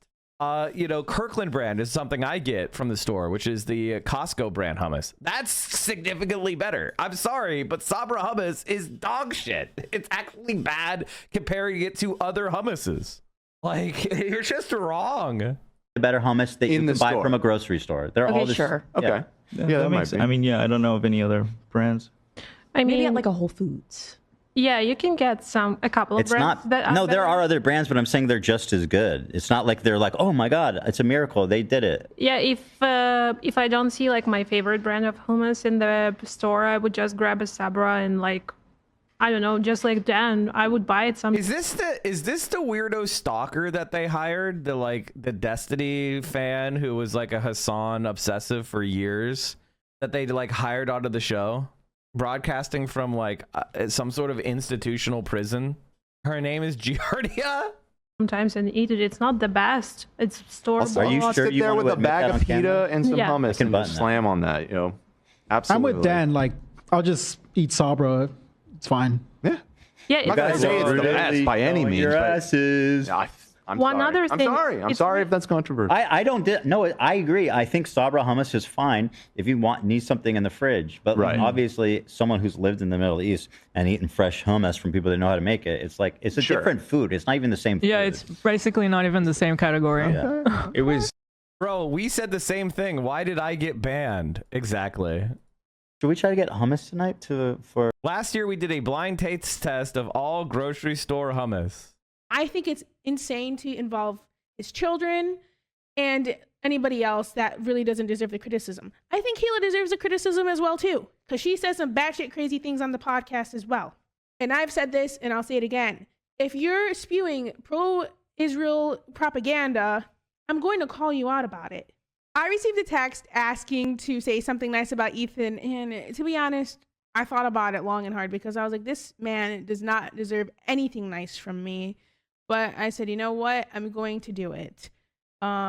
Maybe it'll give me. Here's the thing about this. Like, I really appreciate Frogan talking about this. If I had been in the exact same position as Frogan, I don't know what I would have done. It's very easy for me to say, like, and when my first reaction was like, what the fuck? I don't know what I would have done in the same exact position. So I'm not speaking down to Frogan at all. I think she was put in a difficult position, and I don't think it was fair. And I think she did the right thing. And she was vulnerable, and she was normal, and she was trying to be. She's fundamentally. This is what separates the left from the right. What separates the left from the right is that we want to help people. We want to forgive people. We want to reform people. Like, the reason why the Communist Party of China won the Civil War is because part of the things they did is they were intensely focused on forgiving people and bringing them in and allowing defectors and allowing people to change their mind and allowing people to abandon the fascist forces that they were originally a part of, and recognize that people end up in places that when they have time to think may not be where they would have chosen, but because of life and the conditions that they were raised in, they end up a place. So we on the left, we believe that people could change. It's an actually incredibly strong thing about us. That's like the best part of being a leftist, is that we allow people to change, and we want you to change, and we want to forgive, and we want you to improve, and we don't want to drag your worst, mistakes around you for the rest of your life. But on the right wing, they think certain people are just subhuman and they're lesser and they deserve their pain, and it's never enough sadism. It's never enough control. That's what separates the left from the right. The people of Gaza could give up every hostage. They could surrender utterly to Israel, and the Israelis would still want them gone. There's no level of subjugation the Palestinians could agree to where Israelis would say, you are human beings who deserve equal rights and equal dignity. That's why we fight Israel. Because Israel will never, ever, ever, ever extend the humanity to the people of Palestine. Never, ever. Never, ever. And they've said that. And they've openly admitted it. They will never grant Palestinians equal status in Israel. So if you're behind that, you fundamentally reject even basic liberal values. You fundamentally reject equality. You fundamentally reject a colorblind society. You fundamentally reject the idea that all human beings have dignity. That is what supporting Israel means. And that's why we fight it. That's why we're interested. That's why we care.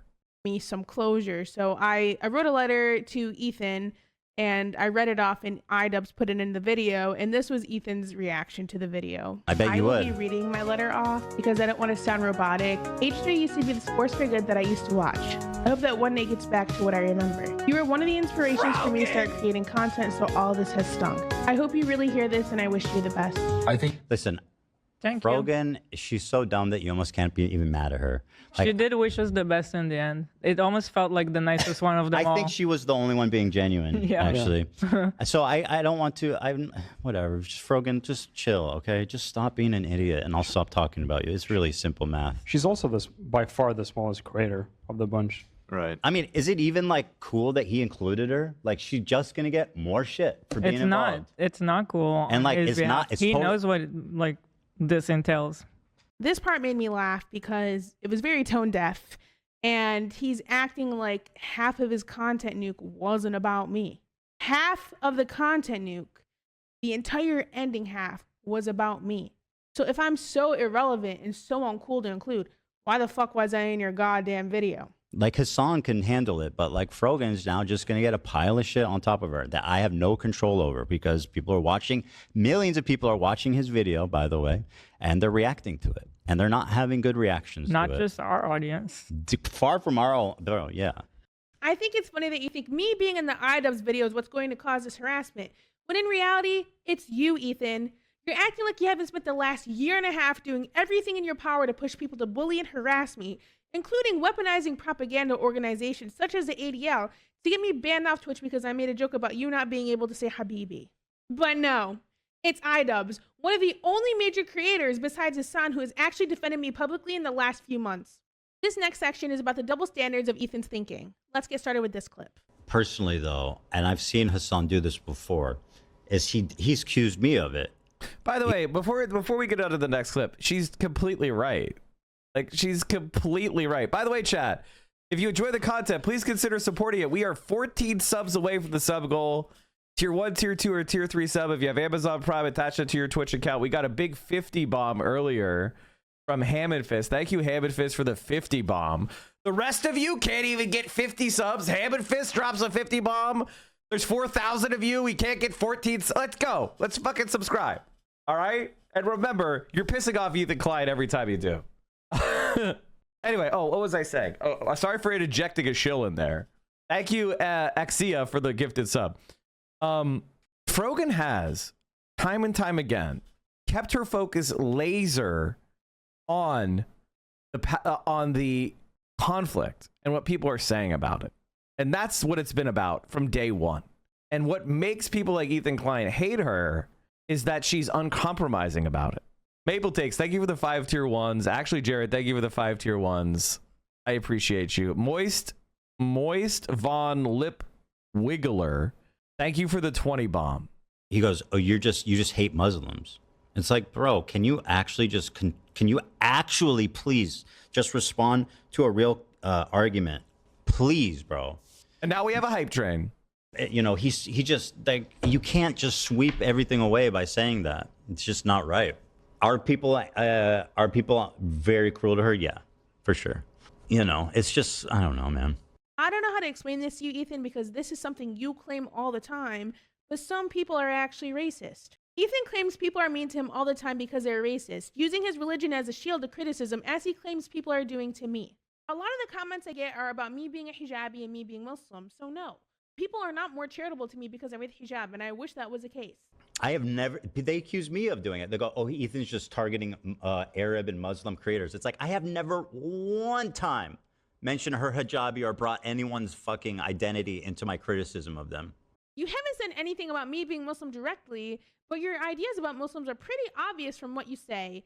Here are a few of many examples. Why don't you just make it easier? Why don't you just fly to ISIS and do them a favor and just let them, you know, just serve yourself on a platter for them because you deserve it. Israel supports ISIS, by the way. Like, I think per capita, a lot of the weird fucking terrorism and crimes and shit, I mean, there's definitely some strong thread of violence through Muslim community, or Arab Muslims, to be more specific. Or The next thing I want to bring up are the double standards both Ethan and Gila have for themselves. Let's get started with this clip. So he's like, just so you don't think I'm being religiously bigoted, it's racially, it's racist hatred. He hates Arab Muslims, not all Muslims, just Arab Muslims. Like, what the fuck? We misspoke. It didn't sound good. We immediately corrected ourselves.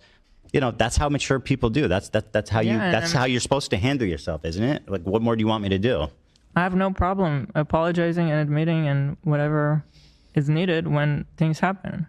This was in response to people bringing up how Gila said Yoav Gallant was a great guy, even though he's literally a war criminal and pro-genocide. I'm a live streamer as well. I know being live for hours and hours on end, you can misspeak, and that is exactly what happened whenever I said the thing about the US military.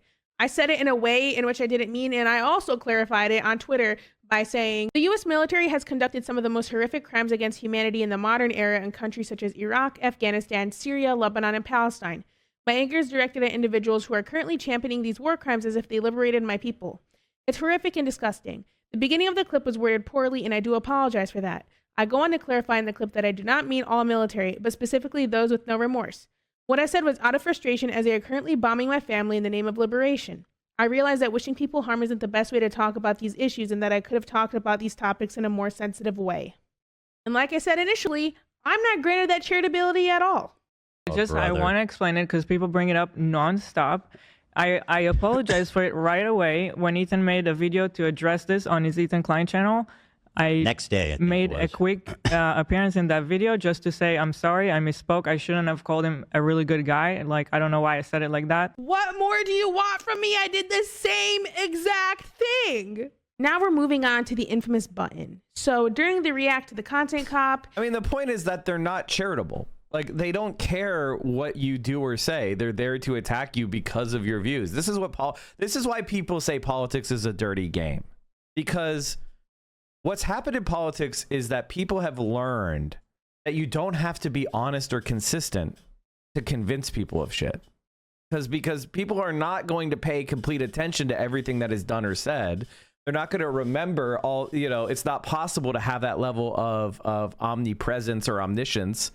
And so you can say one thing to one group and one group to another, something else to a different group, and persuade them to do an action that aligns with your desires. So you claim all this like good faith, like, oh, I'm good faith, oh, I'm honest, to people that care about that. And so that they listen to you, giving you that charitability, giving you that ability to make mistakes, giving you that ability to correct errors. And then with somebody else in a different conversation, you're a hypocrite. And then it requires somebody else to come and link those two things up to show your hypocrisy. And then, people oftentimes don't care about hypocrisy. Hypocrisy is part of being a human being. Everybody is a hypocrite to a certain extent. And so pointing out the crime of hypocrisy is very unpersuasive to most people most of the time. And so people like Ethan Klein as a hypocritical liar, they can't be trusted. Hypocrisy, I can forgive. Dishonesty, I can't. Dishonesty for the point of slander and defamation, I can't. And that is Ethan Klein in a nutshell. AB started talking and the button was pushed. Here's the clip. Authorities block healthcare to Gaza. Again, I'm not. Do you think that I'm talking about walking around Gaza when I say how great multicultural it is? We did never you defended think that how Israel attacked Gaza since October 7th, not even once. We never co-signed what they did. Is that not the point he's making though? What? That you're talking about how nice Israel is, but Israel proper is different from Gaza. Yeah, no, I understand. Like right now, where do you think the rockets and planes take off from, chat? Also, Auschwitz was in Poland. Like, what is he talking about? Like, what the fuck are you talking about? The Auschwitz concentration camp was a complex of over 40 concentration and extermination camps operated by Nazi Germany in occupied Poland. Wow.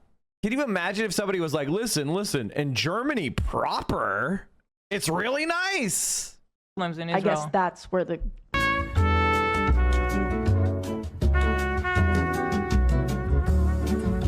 And that's the end of the clip because the button was pushed. Anytime any member of the crew gives Ethan any type of pushback, the button is pushed. And he wants to say that I'm surrounded by yes men and people can never criticize me. Yeah, I found the when he doesn't allow his staff earlier, that are part of the show Adam. to give him any critique or pushback whatsoever. During the live show today, some of the crew defended me, and I appreciate it so much. And during this episode, AB mentioned that the most recent time we talked, him and I had a disagreement. People are saying stop being friends with her. You guys don't know fucking shit. I have not talked to her in forever, and the last time we did talk, we had a disagreement. Like where is this coming from? Like I don't understand. This disagreement was a DM I sent him, which stated, "Hey AB, I wanted to reach out privately because responding publicly and adding to the dog pile doesn't feel right. I understand that people often overlook how tough the job market is, and I get that working for Ethan puts you in a complicated position. That said, I think what pushed people over the edge was a clip of you baiting pro-Palestinian people and blocking them. The criticism you're receiving is largely because people believe you're better than that and don't subscribe to Ethan's views. I know you've been vocal about Palestine, but I think it's important to explicitly clarify that you don't share his beliefs and that you stand on your own. Ethan is not worth the bullshit you have to deal with working for him. Honestly, there have been times where I felt anger towards you, but after some reflection, I wanted to approach you directly. I'm saying this as someone who was personally impacted by Ethan and as a cousin. I hope you understand where I'm coming from. AB didn't respond, and that's perfectly fine. I didn't expect him to. You know, I just wanted to get my feelings out. Although AB and I haven't talked in a long time, he's still somebody I care about. You know what I mean? He's like a cousin. You know, we have that bond. We're both from Dearborn. So it's like we're literally cousins.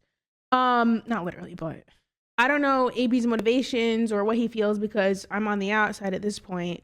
So I am just giving my perspective from somebody on the outside. I will say the invalid points of criticism towards AB is trying to question him as an Arab, which is completely fucked up and wrong.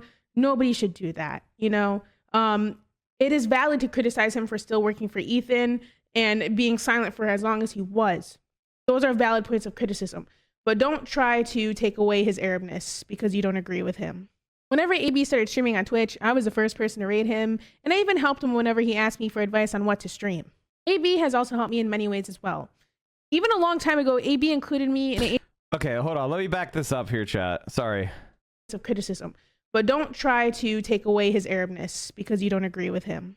Whenever AB started streaming on Twitch, I was the first person to raid him, and I even helped him whenever he asked me for advice on what to stream. AB has also helped me in many ways as well. Even a long time ago, AB included me in an H3 episode talking about why people should visit Dearborn. Here's a screenshot. It's from like 2023, I believe. He was also super supportive whenever I was nominated and won the Streamer Award. All right, and the award goes to... Chala, Chala. Frozen. Yeah, it was a different time, huh? That was a real different time. You did it, sister! And to be quite honest, like watching this clip back made me really sad because of basically the outcome of what this has become. You know what I mean? And like I could agree more with this. Like I initially also defended AB. I also initially defended all these people. But the reason where maybe Frogan and I have a difference of opinion is that AB was kind of not as nice to me. You know, AB was kind of helping promote a lot of the Destiny clips and Destiny smears that have been used over the years when they first started talking about me on H3. I didn't receive the same level of charitability and kindness that Frogan did. So maybe we have a difference of experiences with who AB is as a person. Even though I did extend a lot of effort to defend AB, like I initially defended AB with everybody, but he kind of rewarded me with promoting a lot of the Destiny smears. So it was one of those things that I think maybe made me see him differently and then be a little bit harsher. I think all of us are like this, right? How somebody treats you makes you kind of like reevaluate. If somebody's treating you poorly, you kind of like reevaluate them as a person, and you go, and maybe you don't let things slide you would have let slide. And this is fallibility, right? You should judge people on more objective things. And I have nothing but love for AB and Lena, and I wish them the best. And maybe in the future we can be friends again, to be honest. Before she moved out here, I remember us talking and she was nervous about it. And I said, at the end of the day, you'll have me and Lena, like worst comes to worst. And then shit just hit the fucking fan. Yeah. And to those who are constantly defending me and having my back, I appreciate you and thank you. That really does contextualize their relationship a lot more. It makes a lot more sense to me. Like that makes a lot more sense to me. Now, AB isn't nice to me at all. In fact, he likes to join in on attacking me quite a bit. So you know, I don't have to be friends with everyone there. But here, yeah, you know, my reaction to this is so much. We'll just keep pressing play. During a time like this, it feels like the damage has been done physically, mentally, emotionally, and financially. But, you know, after a year and a half of harassment, it feels very calming that people are actually finally on my side. It's been a nightmare for me. On a more positive note, here are some of my favorite pictures taken at the shoot of the Content Cop bit, course, I got to see Kaya. I love her to death. And here are a couple pictures. To Ethan, if you're watching this for some reason, my message to you is that, you know, you and I have different worldviews, and you and I have different ideas for what is the best way to help people. And, you know, while I appreciate the spirit of your advocacy, I think it's misguided. You know, after all of this, you've made my life hell. I will say that. You've made my life fucking hell.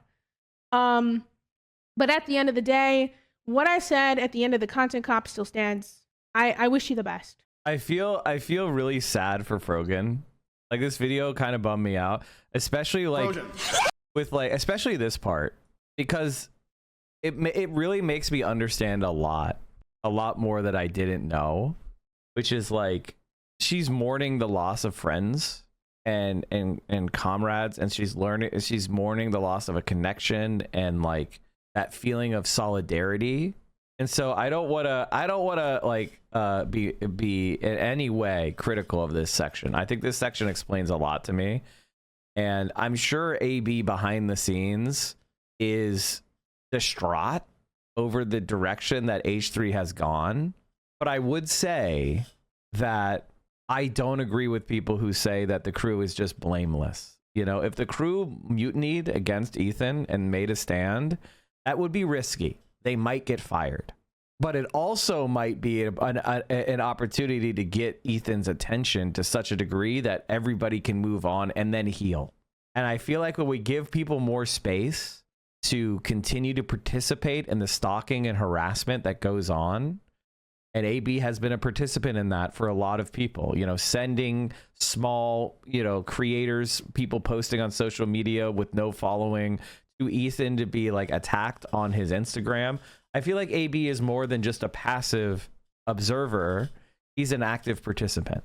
And so I understand why Frogan has a bias toward AB, and I totally understand that. And I'm not trying to deny his Arabness or whatever. But I do think that everybody should be held accountable for the actions they take. And that is the only fair way to operate going forward. So this gives me a lot more context, makes me understand a lot more of the interpersonal dynamics, and my heart really goes out to Frogan, and she's continued to be brave and standing up on this issue. And I think being vulnerable is really hard in this. Like, I would never in a million years have ended it the same way she did. Like, here she talks about how Ethan made her life hell, and she talks about how much she's being affected by the harassment. I would never in a million years say that, because I know that we're dealing, and the reason why is I guess I'm not as brave as she is, because I know that a lot of people who are sadists and harassers, they get off on realizing they're affecting you, and I have a rule to never show when a punch hurts, right? Never let you know, your bullies see you hurting, because they're just going to keep doing it over and over and over again. So I think the like bravery and vulnerability that Frogan is showing here by being like, yeah, you hurt me, and appealing to their humanity is something that is incredibly hard to do. It's like when iDebs cried on the content cop, right? Like, you understand that people are just going to make fun of that, and they're going to exploit it, and they're going to use it. And he was modeling a better way to be for men. You know, he was showing how it's okay to be vulnerable. It's okay to show that your loved ones being in pain causes you pain. And he was modeling a better form. Now, I wouldn't have done it, because for the rest of his life, he's going to have those clips of him crying screenshotted or clipped in every single post he ever makes for the rest of time. And it's going to continually just be shoved in his face all over and over and over again. And so that's probably why I would avoid that. And maybe that makes me a coward. I don't know. But I guess I have a different approach. The internet is filled with nasty and anonymous people, and they're never going to see me hurting. Like, the idea that Ethan Klein hurts me is not true. He does not. It is what it is. Is it gay to care about people? A lot of right wingers say it is, and that's why I really appreciated that iDubbbz did that. Like, that was super fucking cool. All right, that was a wow, that was a really bracing video. I learned a lot, and I think you guys should go and support Frogan's video. Hit that like button, hit the comments, hit the subscribes. You know, I didn't know the depth of their relationship, and it makes a lot more. Everything makes a lot more sense to me now. Everything makes a lot more sense to me now. I get it. I really do get it. Why are you sending me a Zootopia clip? Are you okay? The fox from Zootopia said the same thing. Ah, nice. Thank you. Zootopia is a good movie. It is a good movie. There's no doubt about that. For a kid's movie, it's a good movie. I think that has like, does that have like 100% on Rotten Tomatoes or something? It's pretty highly rated. 98. Yeah, that sounds about right. That's crazy. That has to be like one of the highest ever for an animated film. Is it like the top? Who gave it a rotten review? I want to see the negative view of Zootopia. Of course. Of course. It's a right-winger. Of course, it's a right-winger from Canada. In Disney Zoo animated feature Zootopia, all the animals wear clothes and walk on their hind legs. She's a minor character, a gazelle, a particularly tall and lanky creature. She's a pop singer voiced by Shakira. She sports gracefully tapering antlers with a tousled blonde mane nestling fetchingly between them. She wears a miniskirt and a spangly red crop top. Yes, the elegant gazelle has been sexualized. They're fucking perverted! Every conservative is a pervert. Every conservative is a fucking freak. Every conservative is a fucking freak. If you were to tell me, oh, what do you imagine the negative review on Zootopia was? I'd be like, oh yeah, it's a conservative who was jerking off over the furries and felt guilty. And it's real. Anthropomorphization is a tricky territory, God knows. Disney has lots of anodyne experience going all the way back to that cheery little mouse who first appeared in Steamboat Willie in 1928. Zootopia takes the cultural practice of posing animals as human characters to queasy new heights. Judy, a character cloyingly known as Cutie, with cloyingly drawn with Q Pie, I think she means Cutie Pie, doll eyes by the animators, but firmly voiced by Jennifer Godwin, aspires to be a police officer and moves to Zootopia, where she is hired onto a force staffed by elephants, wolves, and bears under a mammal inclusion initiative. In other words, she's a girl in the man's world. Oh my God, of course! The entire conceit of the film is that a bunny is prejudged as not capable of being a cop because she's a prey animal. She's a small, oh my God, oh my God, of course! Of fucking course! The chief, a water buffalo, impressively created by Idris Elba, by the way, negative review, by the way, promptly assigns her to a parking duty, but soon breaks out and teams up with a wily fox in a irrepressible performance from Jason Bateman. How is this a negative review?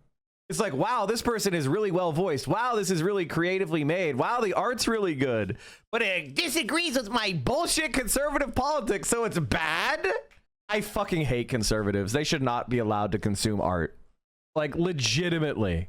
To some, find missing animals and expose a dastardly plot to make Zootopia's predators revert to the wild and attack their traditional prey. I don't imagine environmentalists would approve of a movie that suggests wild animals are at their best when tamed. But it's the social anxieties behind Zootopia's message of animal harmony that makes me uneasy.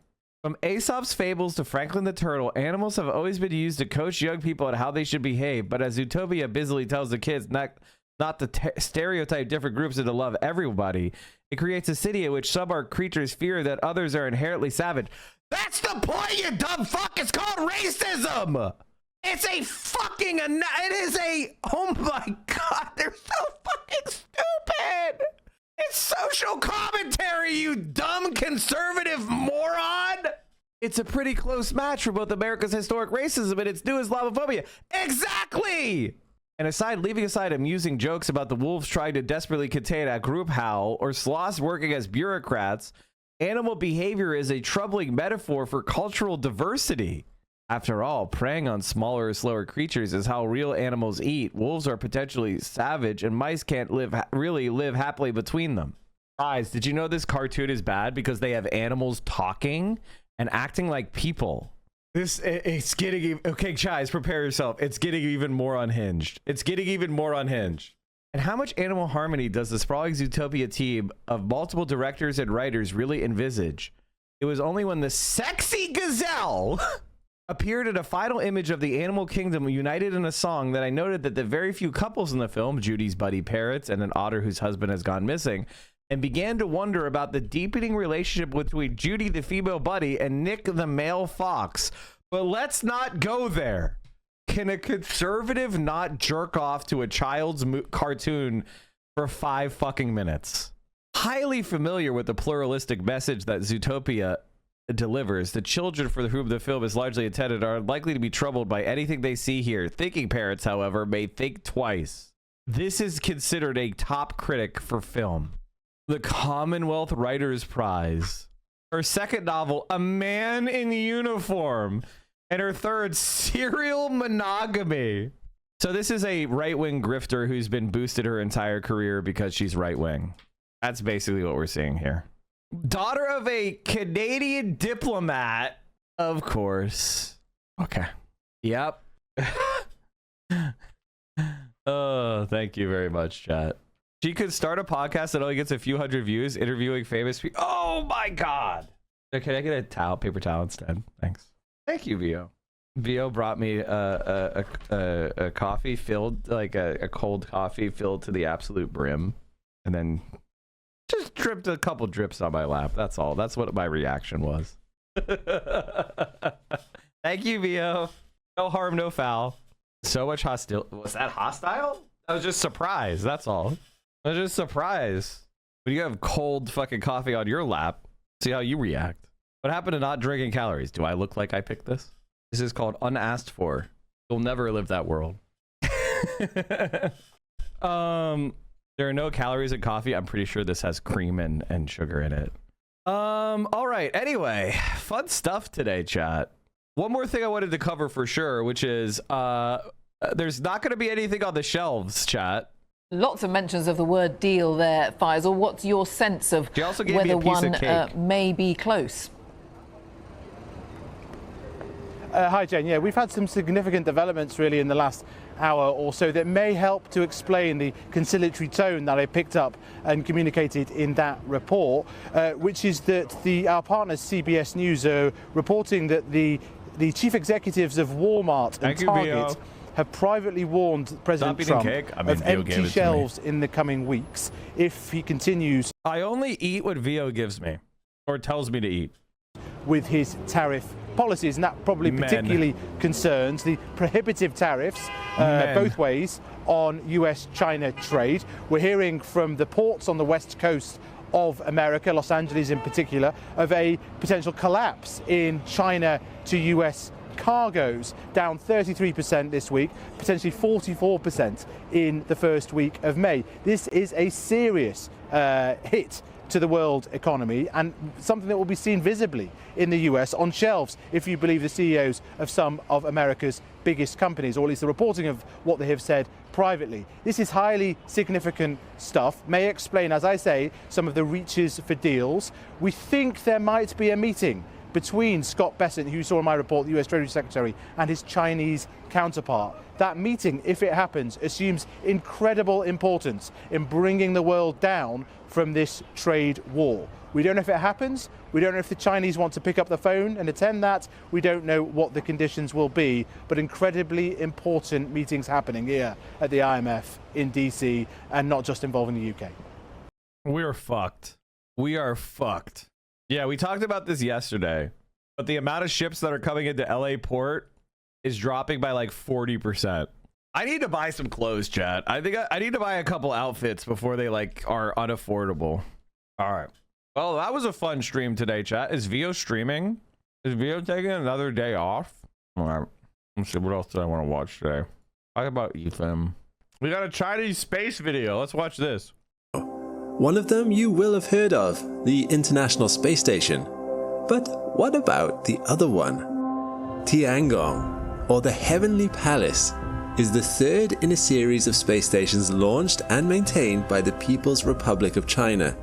It has been in orbit since 2021, Yet Western media reports much less on what happens aboard this second, enigmatic bastion hanging in space's expanse. Yes. So, what is going on up there?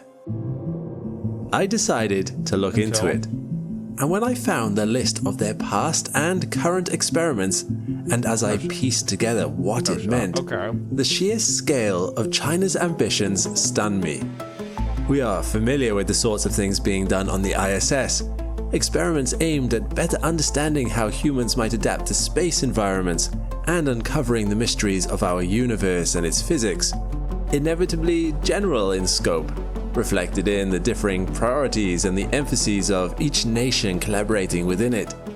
But inside Tiangong, the goal is more focused. What is that goal? The answer might surprise you. I'm Alex McColgan, and you're watching Astrum.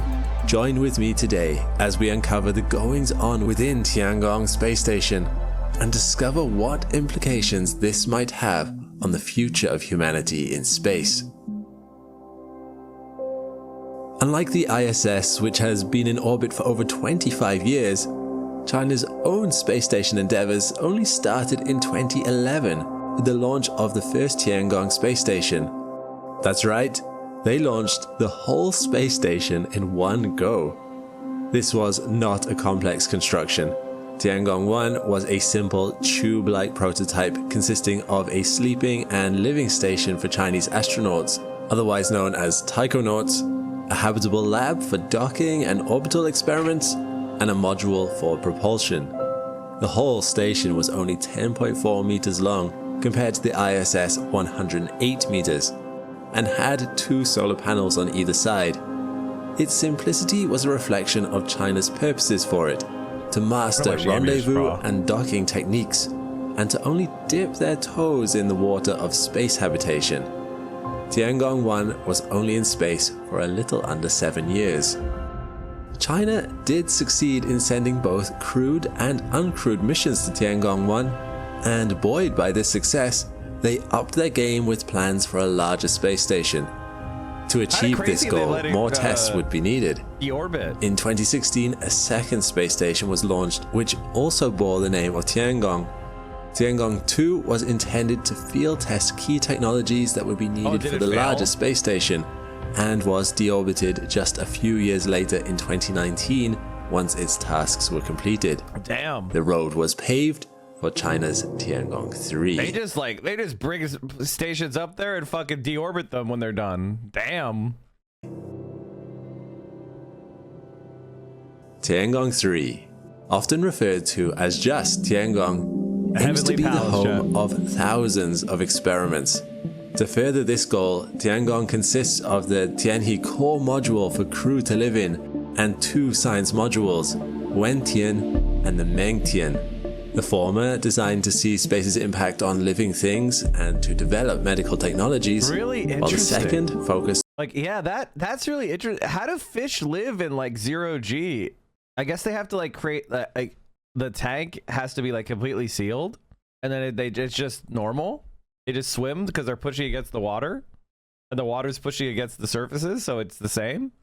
And to develop medical technologies, while the second focused on microgravity and its effects on. They don't have gravity though. I mean, gravity still exists. Fluid behavior, combustion, and more. They have rotating solar panels connect to the station and turn to face the sun, allowing Tiangong to maximize its energy collection. The Tiangong has an external robotic arm that can carry a taikonaut to various parts of the station, allowing extravehicular activities to be is a weak force compared to buoyancy. Carried out. The whole space station weighs 100 tons and is 55 meters long and can house up to 6 taikonauts at once. Smaller than the ISS, but still large enough that it had to be assembled module by module. Are they planning on making it bigger? Space, with modules launched between 2021 and 2022. Life on board the Tiangong is in many ways similar to life aboard the ISS. China tries to keep its taikonauts happy with a wide range of space foods, 120 different kinds. Naturally, given the muscle atrophying effect of microgravity, it's important for taikonauts to spend time each day exercising, or else they'd have a very bad time of things when they came back to Earth. Similar to the ISS, one of the main aims of the Tiangong space station is the popularization of science. So taikonauts spend some of their time taking part in presentations and collaborations with schools in China. For instance, this demonstration involving what fire looks like when there's no gravity. Students are also involved in growing rice seeds from the same batch of seeds growing on Tiangong, which will help Chinese scientists explore the impacts of microgravity on plant growth. Tiangong is home to several live plants, although some care has to be taken while watering them. Nothing so far here is too much out of the ordinary. However, there is a theme to the experiments being carried out on Tiangong over the course of its 15-year lifespan. Yeah, that's a good point. 5 themes, in fact, that all point to a truly ambitious goal. The 5 research themes are on-orbit assembly and construction technologies in space, robotics and autonomous system technology, new energy and propulsion technology, environmental control and life support system technology, and new generic technology for spacecraft. The technical terminology can make things a little murky, so let's break down what each of these means. Even just the first of these areas of research is awe-inspiringly ambitious. By on-orbit construction technologies in space, we're talking about developing all the technology necessary to build large space facilities or even spacecraft. Wow, that's cool. In a paper released in 2023, Chinese scientists laid out their they're trying to develop the technology to like build spacecraft in space from raw materials. That's crazy. They mean like manufacturing nuts and bolts and everything and plate and like the like wow. To develop 3D printing capabilities and other manufacturing tools in orbit. They're already some of the way there. In 2018, they pioneered the first technology to 3D print ceramics under microgravity, which is appropriate for the nation that was one of the first to work with that material 10,000 years ago. Their desire to pursue this goal makes a lot of sense. Getting parts into orbit is a tricky proposition. The Tiangong space station itself had to be built over the course of several launches, with great costs involved, and with risk to delicate systems every time a module was launched. Imagine how much easier it would be if you could simply send raw material up and have it processed and manufactured into usable parts in space. Or even better, to use extraterrestrial materials already up there. The idea is certainly logical, but from the Tiangong's mission goals, it's clear that this has gone beyond the idea stage in China. They are looking for ways to implement it. The paper also describes inflatable scalable structures in space that could then be used as a habitat on neighboring bodies. These lightweight habitats, effectively tents on the moon, would be easy to transport, but aren't limited to the moon. More on that later. Robotic systems would go hand in hand with this. The manufacturing industry back home on Earth greatly benefits from robotic assembly lines. Chinese scientists and engineers are looking at ways robots can perform tasks in space, such as repair work, construction, cargo transfer, and more. Taikonauts are already laying the groundwork by testing robots and their ability to perform in microgravity, such as this test here, where a robot was run through this pipe. But it goes further than just plans for Earth orbit or even the moon. It almost seems like you could have little drones that just like navigate from puffs of air, right? Just like the target in Star Wars. The next research area looks towards developing new forms of energy and propulsion systems. Solar panels are a great way to get electricity in space. However, China is looking into other options, likely because once you get out to the ranges of planets like Jupiter, sunlight is no longer strong enough. NASA's Juno mission is the furthest spacecraft to use solar panels to date, as I talk about in another of my videos here. But by that distance from the sun, light levels drop to just 3% of what we get here on Earth. hardly enough to support large projects out at that distance. And what this implies is that China is considering large projects at that distance, especially when combined with their aim to create efficient propulsion systems with long operating life. Any rocket fuel propulsion system can get heavy on long trips, No, as it you would have have to to carry be fission reactors. It would have to be fission reactors. all the fuel you use, unless you can develop it in situ.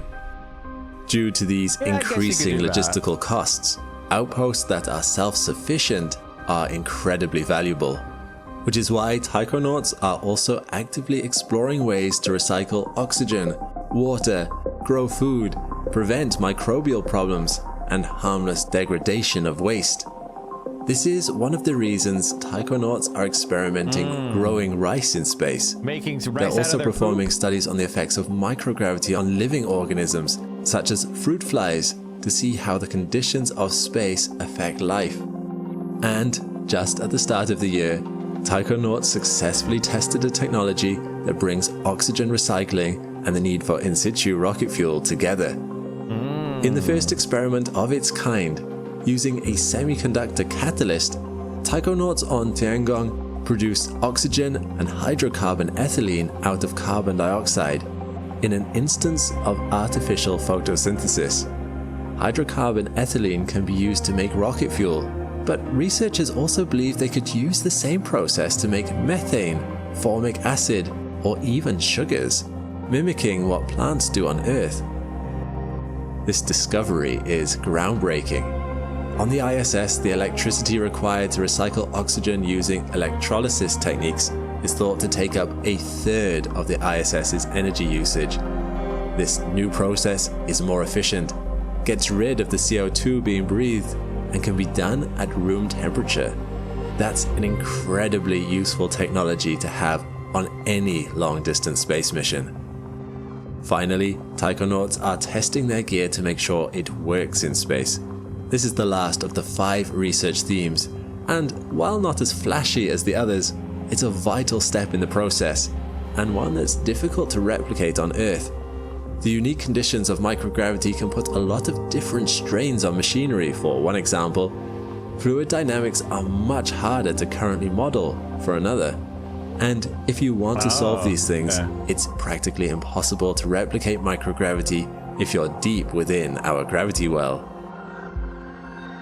Putting it all together, Really interesting. it becomes clear that China is already thinking very carefully about not just a lunar base, but a vast network of habitats across the solar system. Self-sufficient, able to mine resources wherever they are, and with the manufacturing capabilities to construct parts Get the ultimate high ground.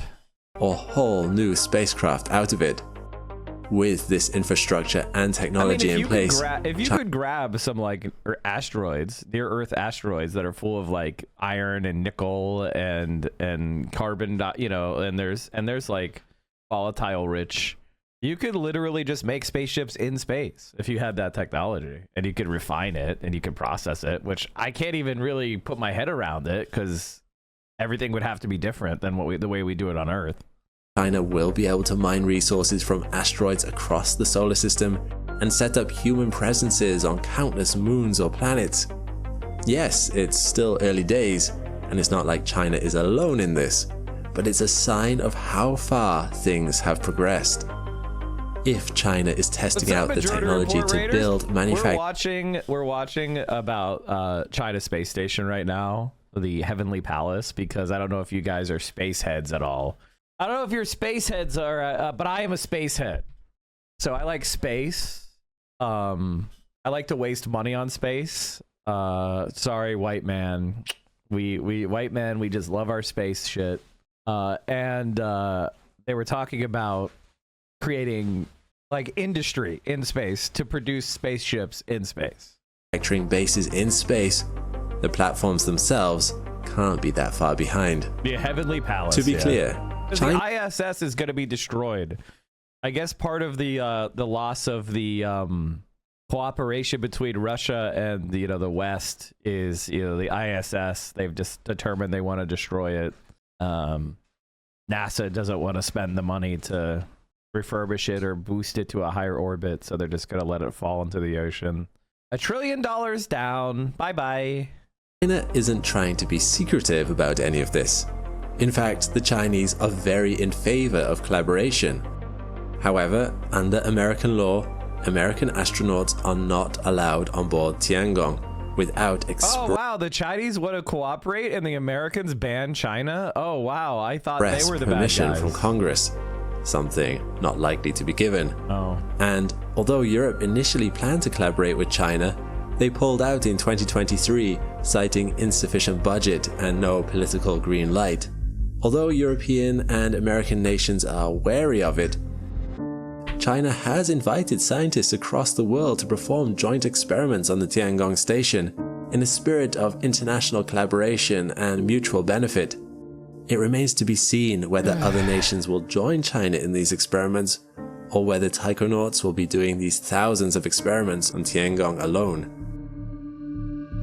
Cool. Artificial photosynthesis. Don't you just love racism? Orbital Don't you love how it's ruining our fucking species? Fucking disgusting, man. construction facilities capable of building a space rocket, robotics, in situ rapid growth of food, new power sources, new propulsion. All in all, we are entering into a new stage of space exploration. To date, the furthest a human has ever traveled from our home planet is our moon. We've set foot there, looked around, but soon came home again.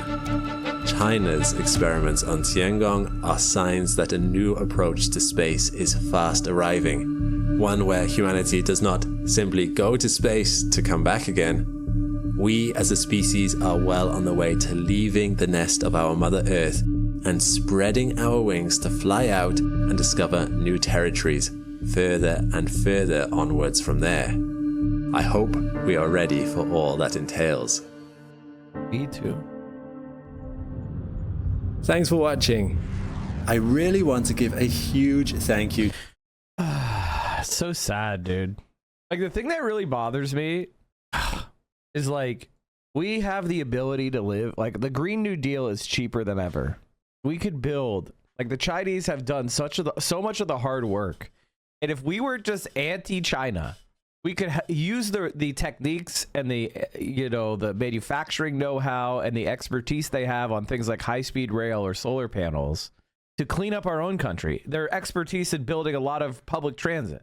We could cooperate in space. Like what exactly? What are you worried that America's going to be taken over? No, there's no threat of America being taken over by China. It's fucking absurd.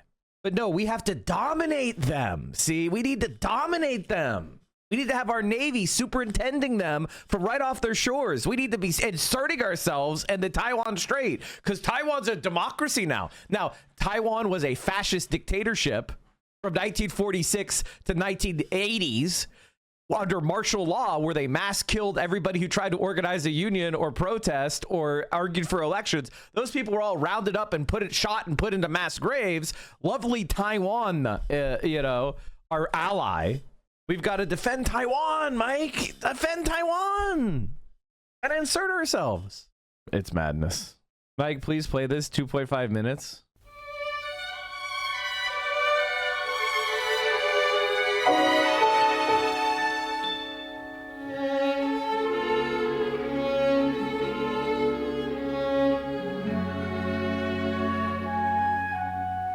Жить и верить — это замечательно. Перед нами небывалые пути. Утверждают космонавты и мечтатели, что на Марсе будут яблони цвести.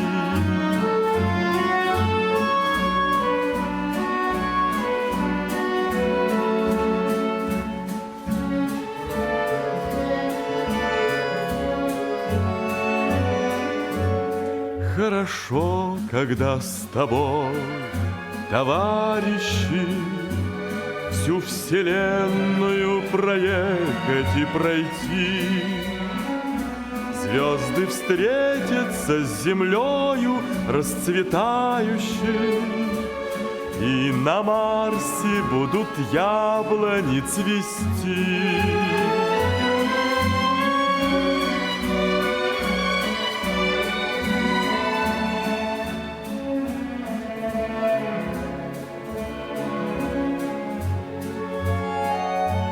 Я со звездами сдружился дальними.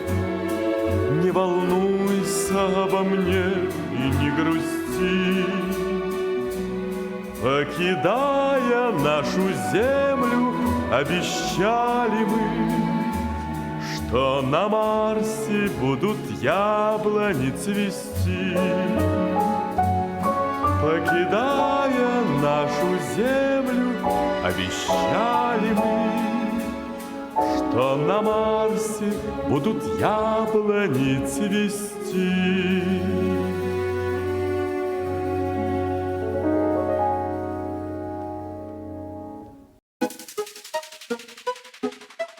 So let's now welcome the candidates to the stage. Vice President Kamala Harris and President Donald Trump. No. All right, everybody, that's going to be it for me today. Thank you so much for hanging out. I'm going to send you over to the mothership. I'm super excited for the debate. Sam Cedar is going to be debating Ethan Klein. Can someone, like, I don't know, I might reach out to his to Sam Cedar, because I got to figure out, he needs to know that they've been trying to deplatform like every pro-Palestinian creator they can off of Twitch, including harassing the Twitch CEO and calling him a Nazi pedophile. Like, I think Sam Cedar should be aware of that kind of information before he goes into debate Ethan, because Ethan's going to go in there and he's going to do this little a very like cowardly and shifty strategy of being like, I'm pro-Palestine and everyone's being mean to me and I don't know why. It must be because I'm Jewish. That's exactly his strategy. He's going to try to call us anti-Semitic for and that he's the victim, when in reality he's the one who attacked all these people and got a Jewish creator, an Arab Jewish creator, banned for not liking Sabra hummus. Like, this is the type of shit. Like, he's such a little fucking coward. So I hope that Sam Cedar is aware of that and doesn't go in there expecting good faith. All right, everybody, stay safe out there. Solidarity forever. Here's all my links. Make sure you're liking the YouTube videos and the tweets and the new TikToks. I'll see you all tomorrow. Stay hi to Sam Cedar, or Sam Cedar, Hassan for me. Solidarity forever and free Palestine from the